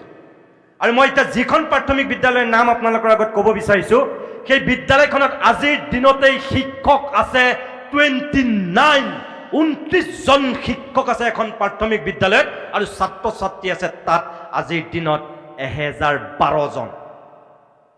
মই যিদিনাখন মুখ্য অতিথি হৈ গৈছিলোঁ, সেই বিদ্যালয়খনত শিক্ষক আছিল 29 জন আৰু ছাত্ৰ ছাত্ৰী আছিল 1012 জন। প্ৰাথমিক বিদ্যালয় অসমত এনেকুৱা প্ৰাথমিক বিদ্যালয় আজিৰ দিনত আছে। তাৰমানে মই নাজানো, মই গৈ দেখিহে মই তাত গম পাইছোঁ। আপোনালোকৰ ইয়াত যেনেকৈ আজি মই আহিছোঁ, আহি কিছুমান কথা জানিছোঁ, সেই বিদ্যালয়খনলৈও মই মুখ্য অতিথি হৈ গৈছোঁ, আৰু গৈ দেখি মই মূৰে কপালে হাত দিছোঁ। মোক গোটেই ছাত্ৰ ছাত্ৰীৰ লিষ্ট দেখুৱাইছে, গোটেই শিক্ষকসকলে মোৰ লগত ফটো মাৰিছে। আপুনি ভাবক, সেই বিদ্যালয়খনত ছাত্ৰ ছাত্ৰীৰ নাম ভৰ্তি কৰিবৰ কাৰণে এই আপোনালোকৰ শিৱসাগৰৰ বিদ্যালয়খনৰ নিচিনা দুদিনৰ পৰা মানুহৰ তাত লাইন লাগি থাকে। এডমিশ্যন দিব নোৱাৰে তাত, যিমানখিনি মানুহৰ তাত তাগিদা, তাত এডমিশ্যন দিব নোৱাৰে। অৰ্থাৎ এতিয়াও তেনেকুৱা বিদ্যালয় আছে। কিন্তু প্ৰশ্নটো তাতেই, সেই বিদ্যালয়খন চৰকাৰৰ কাৰণে তেনেকুৱা হৈ থকা নাই। সেই বিদ্যালয়খন তেনেকুৱা হৈ আছে, সেই বিদ্যালয়খনৰ প্ৰধান শিক্ষকৰ পৰা আৰম্ভ কৰি তাৰ প্ৰত্যেকগৰাকী শিক্ষাগুৰুৰ কাৰণে, তেওঁলোকে দিয়া শিক্ষা দানৰ কাৰণে, তেওঁলোকে দিয়া নেতৃত্বৰ কাৰণে সেই বিদ্যালয়খনে সেই আস্থা আৰু বিশ্বাস আজিও অটুট ৰাখিছে। যদি তাৰ পৰা শিক্ষক অৱসৰ লৈছে, সেই বিদ্যালয়খনৰ প্ৰধান শিক্ষকে ওচৰৰ এটা ইণ্টাৰভিউ পাতিছে। সেই শিক্ষকসকলে তাত শ্বেয়াৰ কৰি হ'লেও অস্থায়ীভাৱে এজন শিক্ষক ৰাখিছে।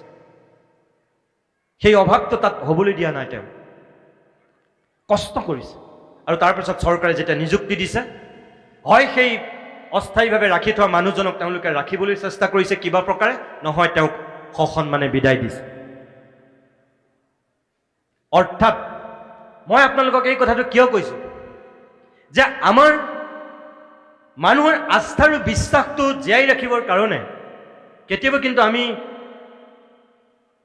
অলপ ব্যক্তি স্বাৰ্থতকৈ ঊৰ্ধলৈ যাব পাৰিব লাগিব, তেতিয়াহে আমি সেইখিনি কৰিব পাৰিম। আজি এই যে আপোনালোকে ইয়াত হীৰক জয়ন্তী পাতিছে, অধ্যক্ষ মহোদয়ে মোক কেইটামান কথা কৈছে, মোৰ ভাল লাগিছে যে কি কি লক্ষ্য লোৱা হৈছে, কি কি উদ্দেশ্য লৈছে।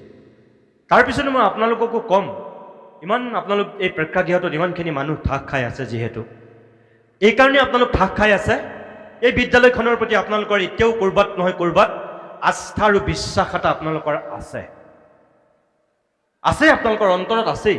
যিসকল ইয়াৰ প্ৰাক্তন ছাত্ৰ ছাত্ৰী তেওঁলোকৰতো স্বাভাৱিকতেই থাকিব, কিন্তু যিসকলে এতিয়াও পঢ়ুৱাই আছে, আপোনালোকে নিজৰ সন্তানক যিসকলে এতিয়াও পঢ়ুৱাই আছে, আপোনালোকৰ প্ৰতি মোৰ এটা অনুৰোধ, অকল নিজৰ সন্তানক ইয়ালৈ পঠিয়াই আপোনালোকে নিজৰ দায়িত্ব নাসামৰিব। আমাৰ যে মই কিছু সময় পূৰ্বে যে ক'লোঁ আমি দায়ী বুলি, আমি অভিভাৱক সমাজ দায়ী বুলি যে ক'লোঁ, মই কিয় ক'লোঁ? এখন ব্যক্তিগত খণ্ডৰ বা এখন প্ৰাইভেট বিদ্যালয়ৰ অভিভাৱক আৰু চৰকাৰী মাধ্যমৰ বিদ্যালয়ৰ অভিভাৱকৰ মাজতো আজি পাৰ্থক্য আছে। আমি নিজৰ সন্তানক, এই মধ্যবিত্ত শ্ৰেণীটোৰ অভিভাৱকবিলাকে নিজৰ সন্তানক বিদ্যালয়লৈ পঠিওৱাৰ পিছতে আমাৰ দায়িত্ব শেষ বুলি ভাবোঁ। শিক্ষকক গতাই দিলোঁ, বছ হৈ গ'ল, আমাৰ দায়িত্ব শেষ। দিনটোলৈ সি বা তাই ওলাই গ'ল, আমাৰ কৰ্তব্য শেষ হ'ল। কিন্তু ব্যক্তিগত খণ্ডৰ বিদ্যালয়ৰ অভিভাৱকে তেনেকৈ ভাবিব পাৰেনে? পাৰে জানো কোনোবা? নোৱাৰে। সি বা তাই স্কুলৰ পৰা আহি যিমান পঢ়িব তাতকৈ তাৰ মাকে সন্ধিয়া বেছি পঢ়ে, হয়নে নহয়? আপুনি খবৰ লওক। কিন্তু আমি চৰকাৰী মাধ্যমৰ বিদ্যালয়লৈ পঠিওৱা অভিভাৱকে আমি পঢ়োঁনে তেনেকৈ? নপঢ়োঁ। হয়, পৰিৱেশটো বেলেগ, মই জানো, সেই পৰিৱেশটোৰ লগত কম্পেয়াৰেই নহয়, কোনো তুলনা নহয়।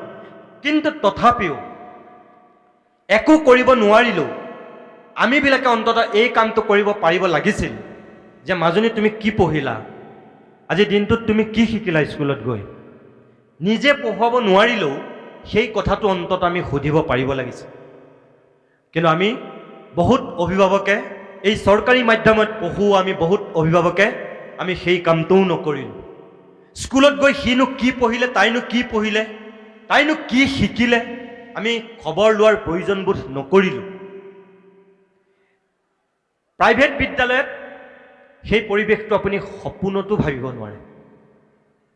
তাত ডেইলি যিটো হোমৱৰ্ক, যিটো ঘৰুৱা কাম ছাত্ৰ ছাত্ৰীয়ে কৰিব লাগিবই, পিছদিনাখন দেখুৱাব লাগিবই। পৰীক্ষাৰ বহীত কিমান নম্বৰ পালে, সেই নম্বৰটো অভিভাৱকক দেখুৱাইছেনে নাই তাৰ প্ৰমাণ হিচাপে পিছদিনা কিন্তু ছাত্ৰ বা ছাত্ৰীগৰাকীয়ে গৈ শিক্ষকক দেখুৱাব লাগিবই, কাৰণ অভিভাৱকৰ তাত স্বাক্ষৰ লাগিব। এতিয়া আমাৰ চৰকাৰী মাধ্যমৰ বিদ্যালয়বিলাকত এতিয়াও সেই পৰিৱেশটো আছে, কিন্তু যিটো সময়ত সেই কাৰা পৰিৱেশ এটা থাকিব লাগিছিল সেই পৰিৱেশটো নাথাকিল। আৰু নাথাকাৰ কাৰণে আজি যিমান যি গণ্ডগোলবিলাক হৈছে, হৈ এই পৰ্যায়ত পাইছেহি। মই সামগ্ৰিকভাৱে আপোনালোকক এই কথাটোহে এতিয়া ক'ব বিচাৰোঁ যে এজন মানুহৰ যেতিয়া ভৰিৰ বুঢ়া আঙুলিত বেমাৰ হয়, তেতিয়াহ'লে সেই মানুহজনে এজন ভাল চিকিৎসকৰ কাষ চাপিলে তেওঁ ট্ৰিটমেণ্টটো ভৰিৰ বুঢ়া আঙুলিতেই কৰিব। কিন্তু আমাৰ দুৰ্ভাগ্য হ'ল সেইটো, আমাৰ ৰাজ্যখনৰ চৰকাৰী মাধ্যমৰ এই শিক্ষা ব্যৱস্থাৰ যিটো বেমাৰ, আমাৰ এই বেমাৰটো হ'ল ভৰিৰ বুঢ়া আঙুলিত, আৰু আমি এতিয়া ট্ৰিটমেণ্ট কৰিলোঁ মূৰৰ চুলিত। ক'ৰ পৰা বেমাৰ ভাল হ'ব কওক? ভৰিৰ বুঢ়া আঙুলিত বেমাৰ হৈছে যেতিয়া তুমি ভৰিৰ বুঢ়া আঙুলিতেই ট্ৰিটমেণ্ট কৰিব লাগিব। কিন্তু আমি ভৰিৰ বুঢ়া আঙুলিত ট্ৰিটমেণ্ট কৰাতকৈ আমি ট্ৰিটমেণ্ট কৰিলোঁ মূৰৰ চুলিত। সেইকাৰণে আজি আমাৰ এই অৱস্থা হৈছে। আমাৰ চৰকাৰবিলাকে চব দিছে, কালিও মুখ্যমন্ত্ৰীয়ে সেই কথাটো কৈছে, চব দিছে। টেট শিক্ষক নিযুক্ত কৰাৰ পৰা আটাইতকৈ কোৱালিফাইড মানুহবিলাককে এতিয়া শিক্ষক হিচাপে নিযুক্ত কৰা হৈছে চাবলৈ গ'লে ছাত্ৰ ছাত্ৰীক আকৰ্ষণ কৰিবৰ কাৰণে কি দিয়া নাই কম্পিউটাৰ দিয়াৰ পৰা আৰম্ভ কৰি এতিয়া স্কুটি দিয়ালৈকে চাইকেল লেপটপ টেবলেট দিয়াৰ পৰা কি দিয়া নাই ছাত্ৰ ছাত্ৰীকো মোক আপোনালোকে কওক এতিয়া ইমানবোৰ দিয়াৰ পিছতো যেটো আস্থা আৰু বিশ্বাস আমাৰ চৰকাৰী মাধ্যমৰ বিদ্যালয়বিলাকৰ ওপৰত মানুহৰ বৃদ্ধি হ'ব লাগিছিল বাঢ়িব লাগিছিল বাঢ়িছেনে আন্তঃগাঁথনি উন্নয়ন কৰিছে গুণোৎসৱ পাতিছে পোছাক ফ্ৰীকে দিছে ছাত্ৰ ছাত্ৰীৰ ইউনিফৰ্ম ফ্ৰীকে দিছে কিতাপ পত্ৰ ফ্ৰীকে দিছে আনকি মধ্যাহ্ন ভোজনো দিছে এইবিলাক জানো ব্যক্তিগত খণ্ডৰ বিদ্যালয়ত দিয়ে নিদিয়ে ইয়াৰ এডমিশ্যনৰ নামত এটকাও দিব নালাগে ফ্ৰী কিন্তু ব্যক্তিগত খণ্ডৰ বিদ্যালয়ত প্ৰত্যেক মাহতেই ফিজ দিব লাগে তাৰ পিছতো কি যুক্তিত তেনেহ'লে ইমানখিনি সা সুবিধা দিয়াৰ পিছতো আমাৰ চৰকাৰী মাধ্যমৰ বিদ্যালয়ৰ প্ৰতি আমাৰ মানুহৰ আস্থা আৰু বিশ্বাস উভতি অহা নাই কিয় উভতি অহা নাই এই কথাটো মই হিমন্ত বিশ্ব শৰ্মা শিক্ষামন্ত্ৰী থাকোঁতেও মই প্ৰশ্ন কৰিছিলোঁ যে অসমৰ যদি শিক্ষা ব্যৱস্থাটোৰ আমূল পৰিৱৰ্তন সঁচাকৈ হৈছে তেনেহ'লে মানুহৰ আস্থা আৰু বিশ্বাসটো কিয় ঘূৰি অহা নাই এইটোৱেই মূল কাৰণ মই ভাবোঁ এইটোৱেই মূল কাৰণ মই যে আপোনালোকক এইমাত্ৰ ক'লোঁ আমাৰ বেমাৰ হৈছে ভৰিৰ বুঢ়া আঙুলিত আৰু আমি ট্ৰিটমেণ্ট কৰি আছোঁ মূৰৰ চুলিত ক'ৰ পৰা বেমাৰ ভাল হ'ব আমাৰ চৰকাৰেও সেইটোৱেই ভুল কৰি আছে যিটো কৰিলে আমাৰ বিদ্যালয়বিলাকৰ ওপৰত আস্থা আৰু বিশ্বাস ঘূৰি আহিলহেঁতেন যিটো প্ৰক্ৰিয়াৰে গোটেই মানুহৰ হেৰাই যোৱা আস্থা আৰু বিশ্বাসটো ঘূৰাই আনিব লাগিছিল সেইখিনি নকৰাকৈ উপৰুৱাকৈ কিছুমান কাম কৰি থাকিলে যিটো কামৰ কাৰণে আজি এই অৱস্থা হৈছে আজিৰ দিনতো যে মই ক'লোঁ ৩১৪খন বিদ্যালয় আছে য'ত এজনো শিক্ষক নাই আজিৰ দিনতো যে মই ক'লোঁ ৪,৫০০ বিদ্যালয় আছে য'ত এজনীয়া শিক্ষকে পঢ়ুৱাই আছে এনেকৈ কি মানুহৰ আস্থা আৰু বিশ্বাস গঢ় ল'ব কেনেকৈ ল'ব যিবিলাক বিদ্যালয়ত শিক্ষকে অৱসৰ ল'লে তৎকালীনভাৱে শিক্ষক নিযুক্ত কৰিব লাগিছিল বছৰ বছৰ ধৰি পেলাই থ'লে অংক বিজ্ঞানৰ শিক্ষক নোহোৱাকৈ ছাত্ৰ ছাত্ৰীয়ে মেট্ৰিক পাছ কৰিলে তাৰপিছত সেই বিদ্যালয়ৰ প্ৰতি আস্থা আৰু বিশ্বাস থাকিব নাথাকে স্বাভাৱিকতেই নাথাকে আৰু আজি সেই তাৰেই ফল ভুগিছোঁ আমিবোৰে মোৰ দুখ সেইটোতেই যে এইখন এখন মাত্ৰ কেইটামান ছাত্ৰ ছাত্ৰীৰ ভৱিষ্যত গঢ়া বিদ্যালয় নাছিল এই বিদ্যালয়বিলাক আছিল সঁচা অৰ্থত আমাৰ জাতিটোৰ মেৰুদণ্ড গঢ়াৰ কমাৰশাল মই আকৌ কৈছোঁ আপোনালোকক এই অঞ্চলটোক পোহৰ কৰাৰ এই বিদ্যালয়খন আছিল কমাৰশাল ইয়াত পিটি পিটি কমাৰে যেনেকৈ এটা শিল্প তৈয়াৰ কৰে তেনেহ'লে সমাজৰ বিভিন্ন শ্ৰেণীৰ মানুহক ইয়াত গঢ়া হয় তিল তিলকৈ তেনেকৈ গঢ়া হয় কোনোবা বিজ্ঞানী কোনোবা চিকিৎসক কোনোবা শিক্ষক কোনোবা ৰাজনীতিবিদ কোনোবা শিল্পী কোনোবা সাহিত্যিক কোনোবা সাংবাদিক কোনোবা ক্ৰীড়া সেই ধৰণৰ প্ৰতিভাৰ সৃষ্টি হৈছিল এনেধৰণৰ বিদ্যালয়বিলাকত আৰু সেইকাৰণে এই বিদ্যালয়বিলাক আমাৰ মেৰুদণ্ড আছিল আৰু এই মেৰুদণ্ড যেতিয়ালৈকে আমাৰ পোন হৈ থাকিব তেতিয়ালৈকে আমি জাতিটো জাতি হৈ থাকিম আৰু আজি যে আমি জাতিটো থেৰুচিঙা বেঙেনাৰ দৰে হ'বলৈ গৈ আছোঁ এই কাৰণেই হৈ আছোঁ কাৰণ আমাৰ এই মেৰুদণ্ড তেতিয়া ঘূনে ধৰিছে আমাৰ চৰকাৰী মাধ্যমৰ বিদ্যালয়ৰ প্ৰতি আস্থা আৰু বিশ্বাস লাহে লাহে হ্ৰাস পাইছে অকল চাকৰি কৰিছে শিক্ষকে সব শিক্ষকে চাকৰি কৰিছে বুলি মই ক'ব বিচৰা নাই কিন্তু যিসকল সেই ভুল যিসকলৰ বেয়া প্ৰভাৱৰ কাৰণে আমাৰ ক্ষতি হৈছে মই সেই সকলক উদ্দেশ্য কৰি কৈছোঁ অভিভাৱকসকলেও সেইটোৱেই ভুল কৰিছে এতিয়া 2023 চনৰ পৰা নতুন শিক্ষানীতি আহিছে ইতিমধ্যে আমাৰ ৰাজ্যখনত তাৰ প্ৰক্ৰিয়া আৰম্ভ হৈ গ'ল আৰু 2023 চনৰ পৰা সম্পূৰ্ণৰূপে ইমপ্লিমেণ্ট হ'ব কাৰ্যকৰী হ'ব এই যে আমাৰ 23 চনৰ পৰা কাৰ্যকৰী হ'ব এই শিক্ষা ব্যৱস্থাটোৱে এতিয়া এটা আমূল পৰিৱৰ্তন আনিব বুলি ভবা হৈছে কিন্তু তাতেই প্ৰশ্নটো ভবাহে হৈছে হ'বনে নহয় এই বিদ্যালয়খনৰ ভৱিষ্যতো কিন্তু তাৰ লগত জড়িত হৈ আছে মই কিয় কৈছোঁ আপোনালোকক আগতে এটা পুৰণিকলীয়া ব্যৱস্থাৰ মাজেদি আমি শিক্ষা গ্ৰহণ কৰি আছিলোঁ আৰু সেই শিক্ষা লৈ আমাৰ ছাত্ৰ ছাত্ৰীবিলাক ওলাই গৈ আছিল যাৰ কাৰণে আমাৰ নিবনুৱা সংখ্যা বহুত বৃদ্ধি হ'ল 27 লাখতকৈও বেছি এতিয়া পঞ্জীকৃত আমাৰ নিবনুৱা আছে আমাৰ ৰাজ্যখনত শিক্ষিত নিবনুৱা আহি থকা দিনত সেই সংখ্যাটো আৰু বৃদ্ধি হ'ব সেইবিলাক নোহোৱা কৰিবৰ কাৰণে কেতিয়াবাই আচলতে ব্যৱস্থাটো ল'ব লাগিছিল কিন্তু আমাৰ লোৱা নহ'ল এতিয়া এই নতুন শিক্ষানীতি আমাক কি দিব চাওক আগৰ যেটো ব্যৱস্থা আছিল সেই ব্যৱস্থাটো এটা সলনি কৰি দিব বিচৰা হৈছে অহা বছৰৰ পৰা আৰু মেট্ৰিক নাথাকিব আমি ইমান দিনে মেট্ৰিক দি আহিছিলোঁ এতিয়া আৰু মেট্ৰিক নাথাকিব এতিয়াৰ পৰা আৰম্ভ হ'ব হায়াৰ সেকেন্ডাৰী ডিগ্ৰী পৰ্যায়ত যি 3 বছৰীয়া শিক্ষা আছিল এতিয়াৰ পৰা 4 বছৰ হ'ব আৰু সেই 4 বছৰীয়া শিক্ষাটোতো 4টা জখলা আছে আগৰ সিস্টেমটো সম্পূৰ্ণৰূপে সলনি কৰা হ'ব আপোনালোক যিসকল অৱগত আপোনালোকে জানে কিন্তু যিসকলে নাজানে মই আপোনালোকক কম আপোনাৰ ল'ৰাটোৱে যদি আগতে সায়েন্স পঢ়িছিল ছোৱালীজনীয়ে যদি কমাৰ্চ পঢ়িছিল বা ল'ৰাটোৱে যদি বিজ্ঞান বাণিজ্য পঢ়িছিল কমাৰ্চ পঢ়িছিল এতিয়া কিন্তু সেয়া সলনি হ'ব কেমিষ্ট্ৰি পঢ়া ল'ৰাটোৱেও এতিয়া মিউজিক পঢ়িব পাৰিব ফিজিক্স পঢ়া ল'ৰাটোৱেও এতিয়া কিন্তু সোশ্যাল সায়েন্স পঢ়িব পাৰিব আমাৰ নতুন শিক্ষা নীতিয়ে আমাক সেই সুযোগটো দিব এতিয়া প্ৰশ্ন হৈছে সেই ধৰণৰ এতিয়া আমাক আন্তঃগাঁথনি আমাক চৰকাৰে দিব পাৰিব নে নোৱাৰে এই যে আমাৰ উচ্চ শিক্ষানুষ্ঠানবিলাকত সেমিষ্টাৰ পদ্ধতি আৰম্ভ হ'ল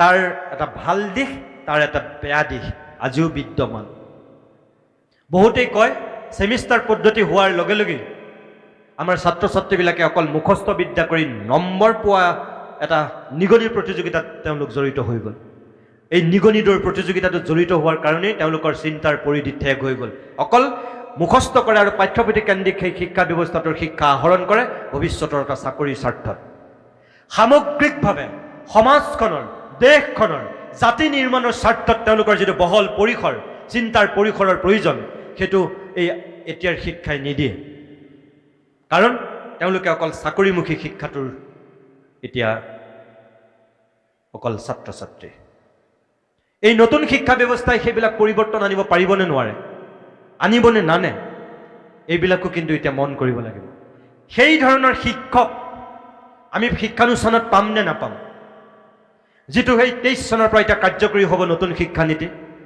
যেটো ৰেশিও আজিও আমাৰ বিদ্যালয়বিলাকত সেই ৰেশিওটো পূৰণ হৈছে নে নাই যদি নাই হোৱা কেনেকৈ কৰিব সেই পূৰণ এই কথাখিনিও কিন্তু মই ভাবো সামগ্ৰিকভাৱে জড়িত হৈ আছে নতুন শিক্ষানীতিক লৈ আমি আশাবাদী মই নিজেও আশাবাদী কিন্তু লগতে মই আতংকিত আৰু শংকিত এই কাৰণেই এই যে কলো যেটো আমাৰ চৰকাৰী পৃষ্ঠপোষকতাৰ দৰকাৰ সেইখিনি যদি চৰকাৰে পূৰণ কৰিব পাৰে তেতিয়াহে আমাৰ নতুন শিক্ষানীতি আমাক সঁচা অৰ্থত এক যোগাত্মক সঁহাৰি দিব পাৰিব কিন্তু যদি সেইখিনি আমাক যোগান ধৰিব নোৱাৰে তেতিয়া পাকঘৰত থকা গৃহিণীগৰাকীয়ে গৃহস্থই যদি পাকঘৰত প্ৰয়োজনীয় সামগ্ৰীখিনি আনি দিয়ে তেতিয়াহে তেওঁ সেই টেষ্টি খাদ্যটো ৰান্ধিব মুখৰ জুতি লগা খাদ্যটো আমি তেতিয়াহে পাকঘৰৰ পৰা আশা কৰিব পাৰোঁ যেতিয়া সেইখিনি আমাৰ পাকঘৰত যোগান ধৰা হয় গৃহস্থই আনি দিব পাৰিব লাগিব যদি সেইখিনি গৃহস্থই পাকঘৰৰ গৃহিণীগৰাকীক আনি নিদিয়াকৈ যদি ডাইনিং টেবুলত বহি তাৰ তেওঁ সোৱাদ থকা খাদ্য বিচাৰিছে তেতিয়াহ'লে ভুলটো গৃহিণীৰ নে গৃহস্থৰ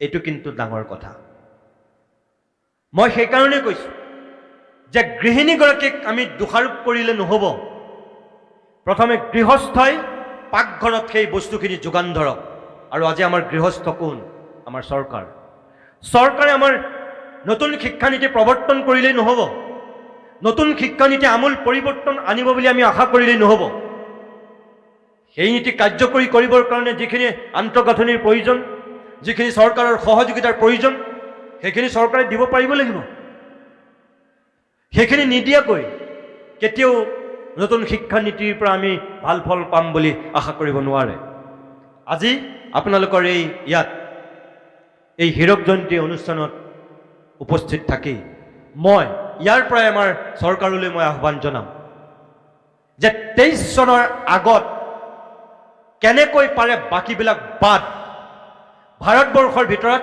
অসম এনেকুৱা এখন ৰাজ্য যিখন ৰাজ্যৰ মুঠ ঘৰুৱা উৎপাদনৰ 6% শিক্ষা আৰু স্বাস্থ্যত ব্যৱহাৰ কৰা হয়। আপোনালোক চাগে যিসকল সচেতন ব্যক্তি আপোনালোকে জানে আমাৰ জিডিপিৰ আমাৰ ঘৰুৱা উৎপাদনৰ 6% শিক্ষা আৰু স্বাস্থ্যত ব্যৱহাৰ কৰা হয়। মোৰ কথা হ'ল নতুন শিক্ষা নীতি 23 চনৰ পৰা যেতিয়া কাৰ্যকৰী সঁচাকৈ হ'ব তাৰ আগত বাকীবিলাক বাদ দি হ'লেও আমাৰ জাতিটোৰ স্বাৰ্থত আমাৰ উঠি অহা প্ৰজন্মৰ স্বাৰ্থত আৰু যদি অধিক ইয়াত ব্যয় কৰিব লাগে তেনেহ'লে ব্যয় কৰাৰ ব্যৱস্থা কৰি প্ৰথমতে ইয়াৰ আন্তঃগাঁথনিটো মজবুত কৰক। নতুন শিক্ষা নীতি প্ৰৱৰ্তনৰ প্ৰাকখনত য'ত এতিয়াও উপযুক্ত শিক্ষক নাই, উপযুক্ত আন্তঃগাঁথনি নাই, উপযুক্ত সা সামগ্ৰী বিদ্যালয়ত অভাৱ, সেইখিনি পূৰণ কৰক। মিউজিকৰ শিক্ষক নথকাকৈ, কম্পিউটাৰৰ শিক্ষক নথকাকৈ বিদ্যালয়খনত যদি আমি ভাবিছোঁ যে তাৰ পৰা খুব ভাল গায়ক ওলাব, আমি যদি ভাবিছোঁ তাৰ পৰা তথ্য প্ৰযুক্তি জনা নতুন প্ৰজন্মৰ বহুত চিন্তাশীল প্ৰতিভা ওলাব, তেনেহ'লে ভুল।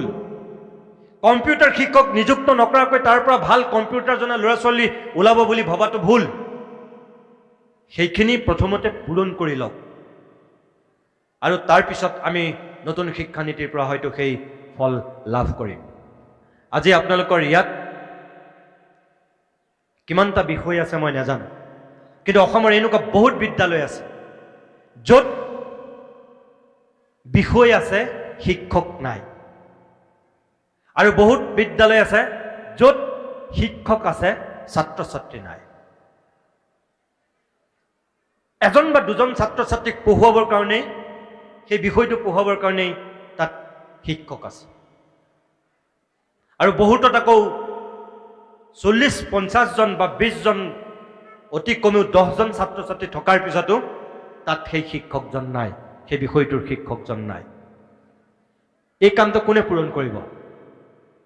নিশ্চিতভাৱে আমাৰ চৰকাৰে এই কামটো পূৰণ কৰিব পাৰিব লাগিব। এইটো আপুনি মই কৰা কাম নহয়, এইটো ৰাইজে কৰা কাম নহয়। এতিয়া আপোনালোকৰ যিটো দায়িত্ব, ৰাইজৰ যিটো দায়িত্ব, মই আপোনালোকক সেই কথাটোহে ক'ব বিচাৰোঁ যে ইয়াৰ এখন গভাৰ্ণিং বডি আছে। এই বিদ্যালয়খনৰ ভৱিষ্যত নিৰ্ভৰ কৰিব প্ৰথমতে এই বিদ্যালয়খনৰ অধ্যক্ষৰ পৰা আৰম্ভ কৰি শিক্ষক সমাজৰ ওপৰত। দ্বিতীয়তে এই বিদ্যালয়খনৰ ভৱিষ্যত নিৰূপণ কৰিব সেই গভাৰ্ণিং বডিখনৰ ওপৰত, যিখন ইয়াৰ পৰিচালনা সমিতি। সেই পৰিচালনা সমিতিখনে এই বিদ্যালয়খনৰ ভৱিষ্যত নিৰূপণ কৰিব। যিবিলাক ইয়াৰ আন্তঃগাঁথনি উন্নয়নৰ পৰা ধৰি সামগ্ৰিক উত্তৰণৰ যিটো বাট, সেই বাটটো ইয়াত তৈয়াৰ কৰাৰ প্ৰথম নেতৃত্ব ল'ব ইয়াৰ পৰিচালনা সমিতিখনে। তৃতীয়, এই বিদ্যালয়খনৰ যিটো দিগন্ত প্ৰসাৰী ভৱিষ্যত, সেইটো আপোনালোকে নিৰূপণ কৰিব, আপোনালোকে যিসকল ইয়াত আছে।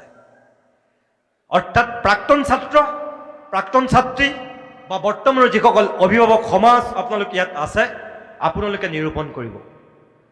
মই ভাবিম পাতিব লাগে কাৰণেই এই হীৰক জয়ন্তী বা মহাৰজত জয়ন্তী বা সোণালী জয়ন্তী পাতিব নালাগে। মোক বেয়া নাপাব আপোনালোকে কোৱাৰ কাৰণে।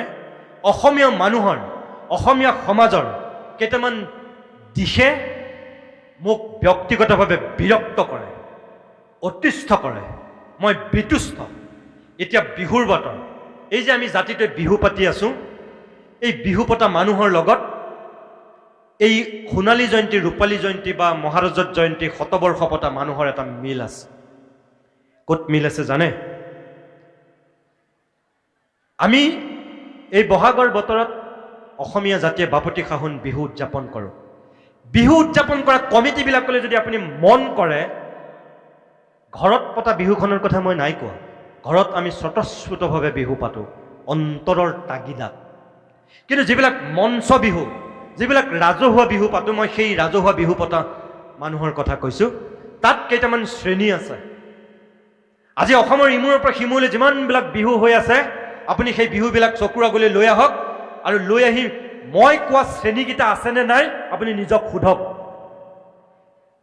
এই বিহু উদযাপন কৰা মানুহবিলাকৰ মাজত যিকেইটা শ্ৰেণী আছে, সেই একেটা শ্ৰেণীয়ে এই হীৰক জয়ন্তী পতা, ৰূপালী জয়ন্তী পতা, সোণালী জয়ন্তী পতা, মহাৰজত জয়ন্তী পতা বা শতবৰ্ষ পতা এনেধৰণৰ উদযাপন সমিতিটো সেই শ্ৰেণীকেইটা সোমাই আছে।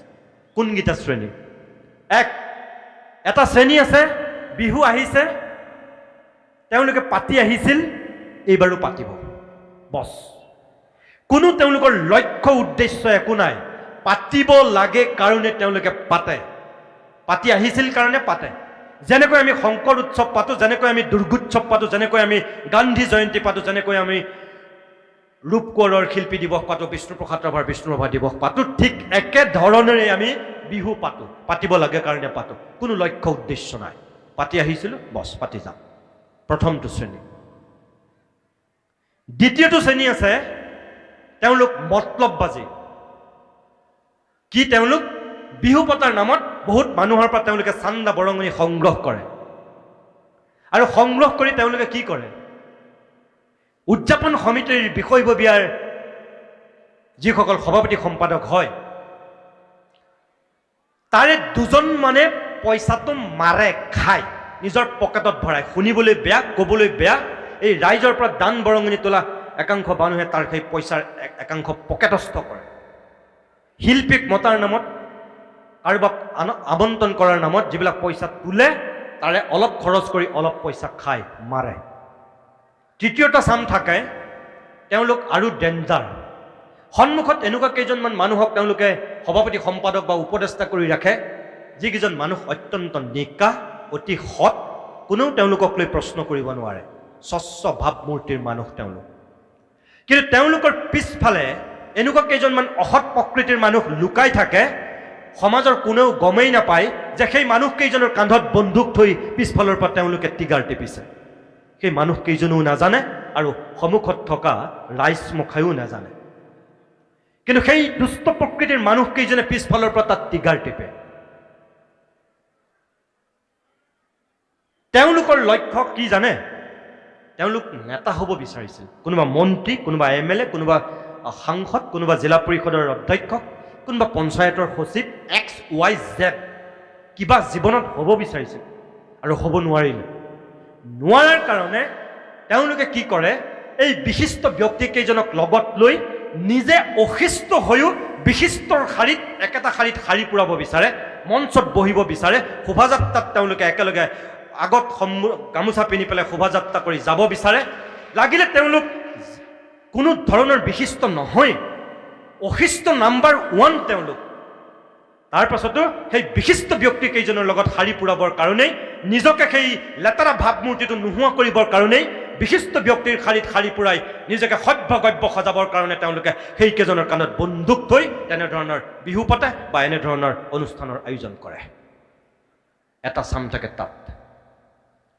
আৰু এটা চাম থাকে তেওঁলোক এই তিনিওটা চামতকৈ আৰু জঘন্য তেওঁলোকে প্ৰতিযোগিতাৰ কাৰণে পাতে বিহু কোনোবাই যদি জুবিনক আনিছে তেনেহ'লে তেওঁলোকৰ গাটোত ৰিমজিমনি উঠে যে আমি পাপনক আনিম কোনোবাই যদি প্ৰিয়ংকা ভৰালীক আনিছে তেনেহ'লে কোনোবাই দীপলিনাক আনাৰ এটা প্ৰস্তুতি চলায় এওঁলোকে আনিছে যেতিয়া আমি কিয় নোৱাৰিম আমিও আনিম তেওঁলোকৰ উদ্দেশ্য এটাই কেনেকৈ এই প্ৰতিযোগিতা কৰি পেলাই শিল্পীগৰাকীক অনাৰ নামত ৰাইজৰ পৰা পইচা তোলে আৰু পইচা তুলি তেওঁলোকক দি যিখিনি বাকী ৰয় সেইখিনিৰে তেওঁলোকে বেলেগ একো নকৰে মদে ভাতে কেনেকৈ ভোজ ভাত খাই তাণ্ডৱ নৃত্য নাচিব পাৰে সেইটোৱে তেওঁলোকৰ লক্ষ্য আৰু উদ্দেশ্য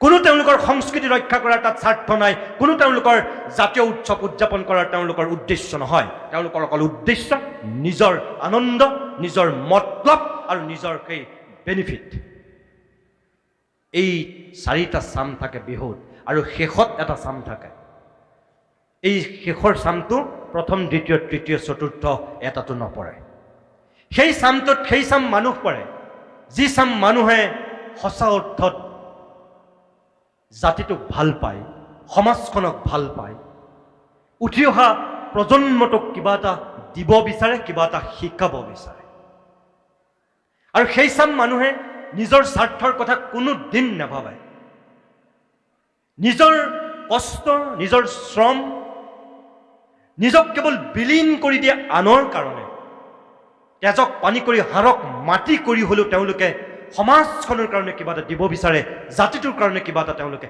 কৰিব বিচাৰে আৰু সেই কাৰণেই সেই চাম মানুহে অযুত অলেখ সমালোচনা সহ্য কৰি হ'লেও জাতিটোৰ স্বাৰ্থত সংস্কৃতিৰ স্বাৰ্থত সমাজখনৰ স্বাৰ্থত উঠি অহা ভৱিষ্যত প্ৰজন্মৰ স্বাৰ্থত তেওঁলোকে কিবা এটা কৰিব বিচাৰে এই পঞ্চমটো শ্ৰেণীত সেইখিনি থাকে।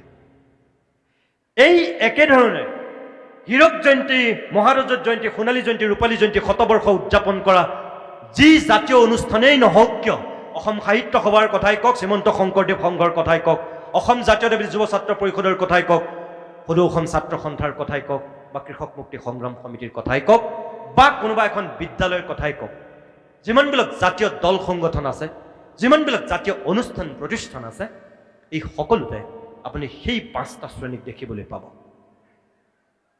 আপোনালোকৰ এই উদযাপন কৰা সমিতিত এই 5টা শ্ৰেণীৰ কোনোবা থাকিব পাৰে, মই নাজানো কোনটো শ্ৰেণী আছে। এই বিহু পতাৰ ধৰণে পাতিব লাগে কাৰণে, যদি 60 বছৰ হ'ল কাৰণে যদি এই বিদ্যালয়খনে আজি হীৰক জয়ন্তী পাতিব লাগে কাৰণে পাতিব বিচাৰিছে, মই নাজানো। যদি সেই চামটোক কোনোবাই প্ৰতিনিধিত্ব কৰিছে, তেতিয়াহ'লে 60 বছৰ হ'ল কাৰণেই যদি কোনোবাই এই বিদ্যালয়খনত হীৰক জয়ন্তী পাতিছে, তেতিয়াহ'লে যদি কোনোবাই ভাবিছে যে হীৰক জয়ন্তী পতাৰ নামত আমি অলপ অৰ্থ সাহায্য গোটাম, তাৰে কিছু পইচা আমি মাৰিম, তেতিয়াহ'লে যদি কোনোবাই ভাবিছে যে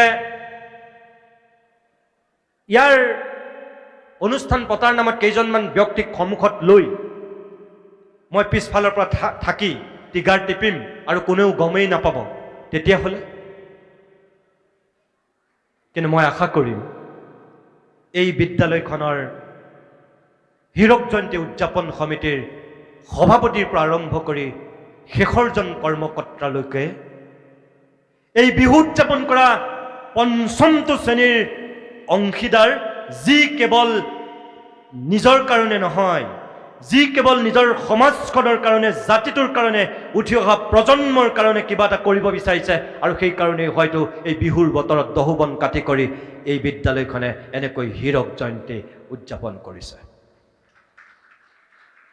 মই আশা কৰিম ইয়াৰ উদযাপন সমিতিৰ প্ৰত্যেকগৰাকী বিষয়ববীয়া এই 5মটো শ্ৰেণীৰ প্ৰতিনিধি, যি নিজক বিলীন কৰি দিব বিচাৰিছে উঠি অহা প্ৰজন্মৰ স্বাৰ্থত।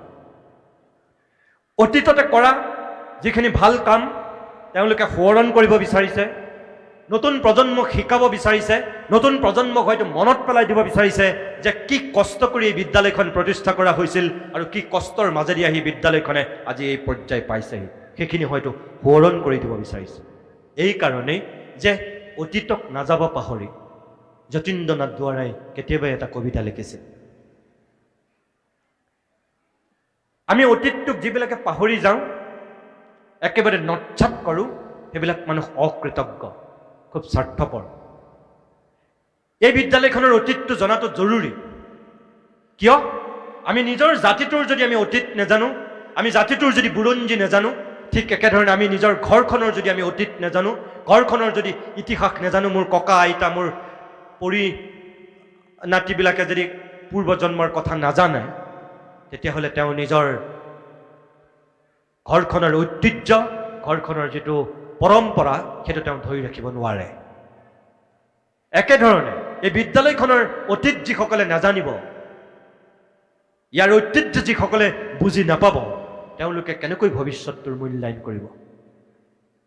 কাৰণ অতীতটো জানিলেহে তেওঁলোকে বৰ্তমানৰ ভেটিটো জানিব, আৰু বৰ্তমানৰ ভেটিটোত যিসকলে ভৱিষ্যতৰ সপোন ৰচিব, তেওঁলোকৰ কাৰণেতো অতীতটো মূল্যৱান হ'বই। মই ভাবোঁ আপোনালোকে হীৰক জয়ন্তী উৎসৱ উদযাপন কৰি এই অতীতৰ যিখিনি সোঁৱৰণ আৰু ভৱিষ্যতৰ যিখিনি স্বপ্ন, বৰ্তমানৰখিনিক আপোনালোকে তাক যোগান ধৰাৰ চেষ্টা কৰিছে। ভগৱন্তৰ ওচৰত মই প্ৰাৰ্থনা কৰিছোঁ আপোনালোকৰ লক্ষ্য আৰু উদ্দেশ্য সফল হওক।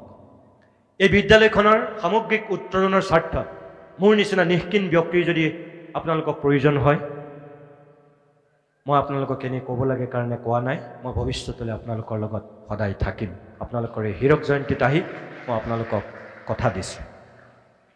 দ্বিতীয়তে, আপোনালোকৰ বিদ্যালয়খনৰ আজি হীৰক জয়ন্তী অনুষ্ঠানতে মই এই আৰম্ভণিৰ অনুষ্ঠানত উপস্থিত থাকিয়েই মই আপোনালোকক এটা কথা কওঁ। যদি ভগৱানে মোক লৈ নাযায়, আদবাটতে লৈ নাযায়, তেতিয়াহ'লে হয়তো যেতিয়া এই বিদ্যালয়খনে ইয়াৰ পৰৱৰ্তী সময়ত ৭৫ বছৰীয়া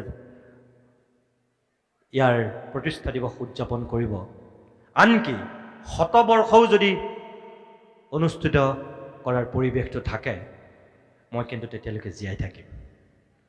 অৰ্থাৎ আজি হীৰক জয়ন্তী হোৱাৰ আৰম্ভণিৰ এই সময়ছোৱাত মই আপোনালোকক এই কথাটোহে ক'ব বিচাৰিছোঁ, যদি এই বিদ্যালয়খনৰ শতবৰ্ষক লৈ কোনোবাই সন্দেহ আৰু আশংকা ব্যক্ত কৰিছে, যদি এই বিদ্যালয়খনৰ ৭৫ বছৰীয়া উৎসৱটোক লৈ যদি কোনোবাই সন্দেহ আৰু আশংকা আজি ডুব গৈছে, তেনেহ'লে সেই শংকা আৰু আশংকা দূৰ কৰিবৰ কাৰণে আপোনালোকৰ হাতত কিন্তু এতিয়া পৰ্যাপ্ত সময় আছে।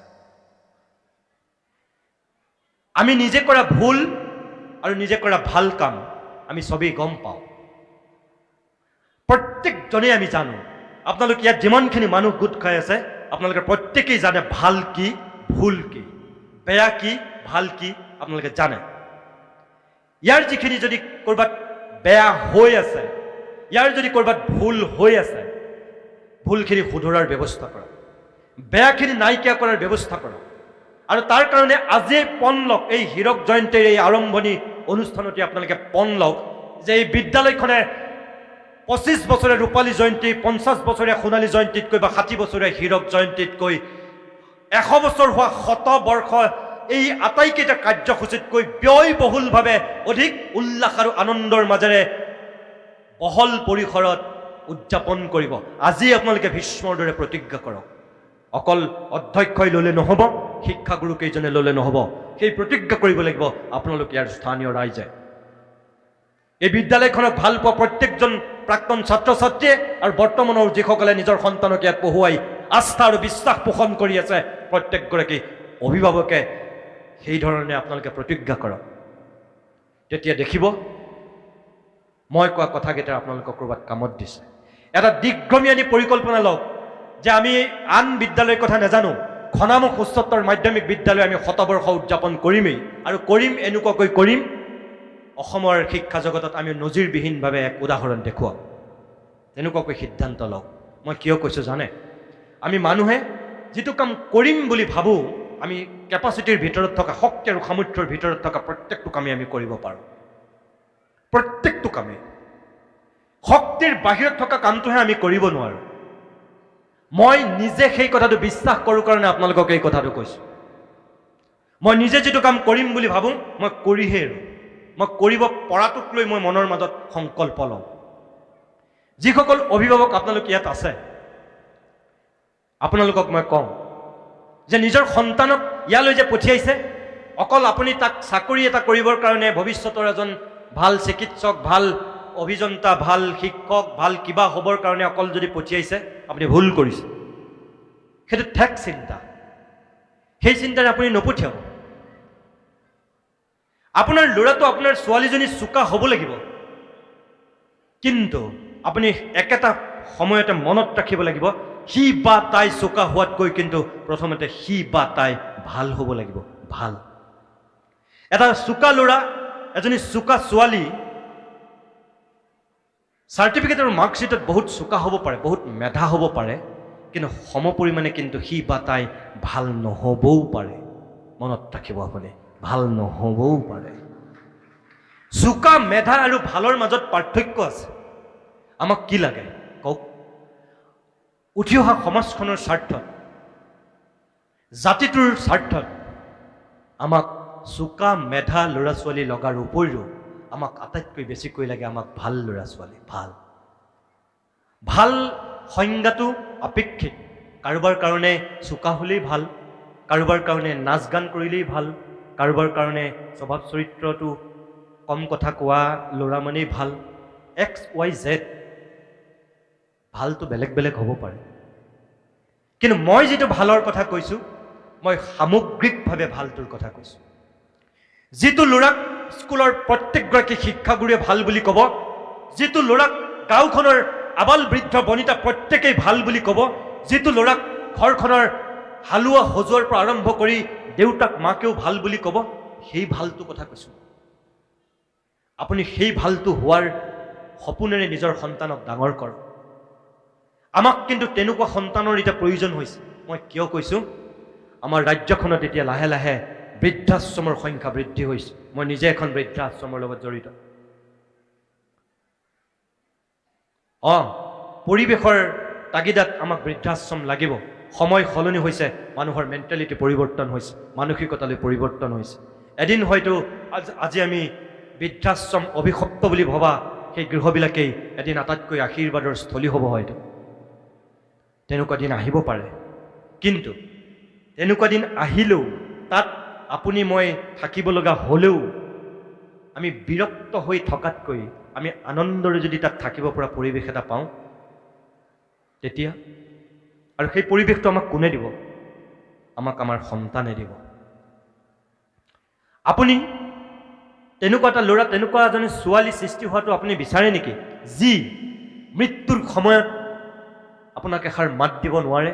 আপুনি চামুচেৰে খোৱা সেই পানী টুপি আপোনাক কোনোবাইহে খুৱাব, আপোনাৰ ল'ৰাটোৱে বা আপোনাৰ ছোৱালীজনীয়ে শেষ মুহূৰ্তত সেই পানী টুপি দিব নোৱাৰে। আপুনি বিচাৰে নেকি? কিন্তু আমি তেনেকুৱাই বিচাৰি আছোঁ। আমি অকল ল'ৰাটোক চোকা হ'বলৈ শিকাইছোঁ, ছোৱালীজনীক চোকা হ'বলৈ শিকাইছোঁ। অনবৰত আমি নম্বৰৰ প্ৰতিযোগিতাত নমাইছোঁ। অমুকতকৈ কিয় বেয়া পালা বুলি কৈ তাইক আমি কথা শুনাইছোঁ। আকৌ আমি টিউশ্যন দিছোঁ উধাই মুধাই, তুমি অমুকক কিয় হৰুৱাব নোৱাৰিলা, বা আমুকতকৈ তুমি বেছি নম্বৰ পাবই লাগিব। তাক বা তাইক আমি অনবৰতে যন্ত্ৰ কৰিছোঁ বেছি নম্বৰ পাবৰ কাৰণে।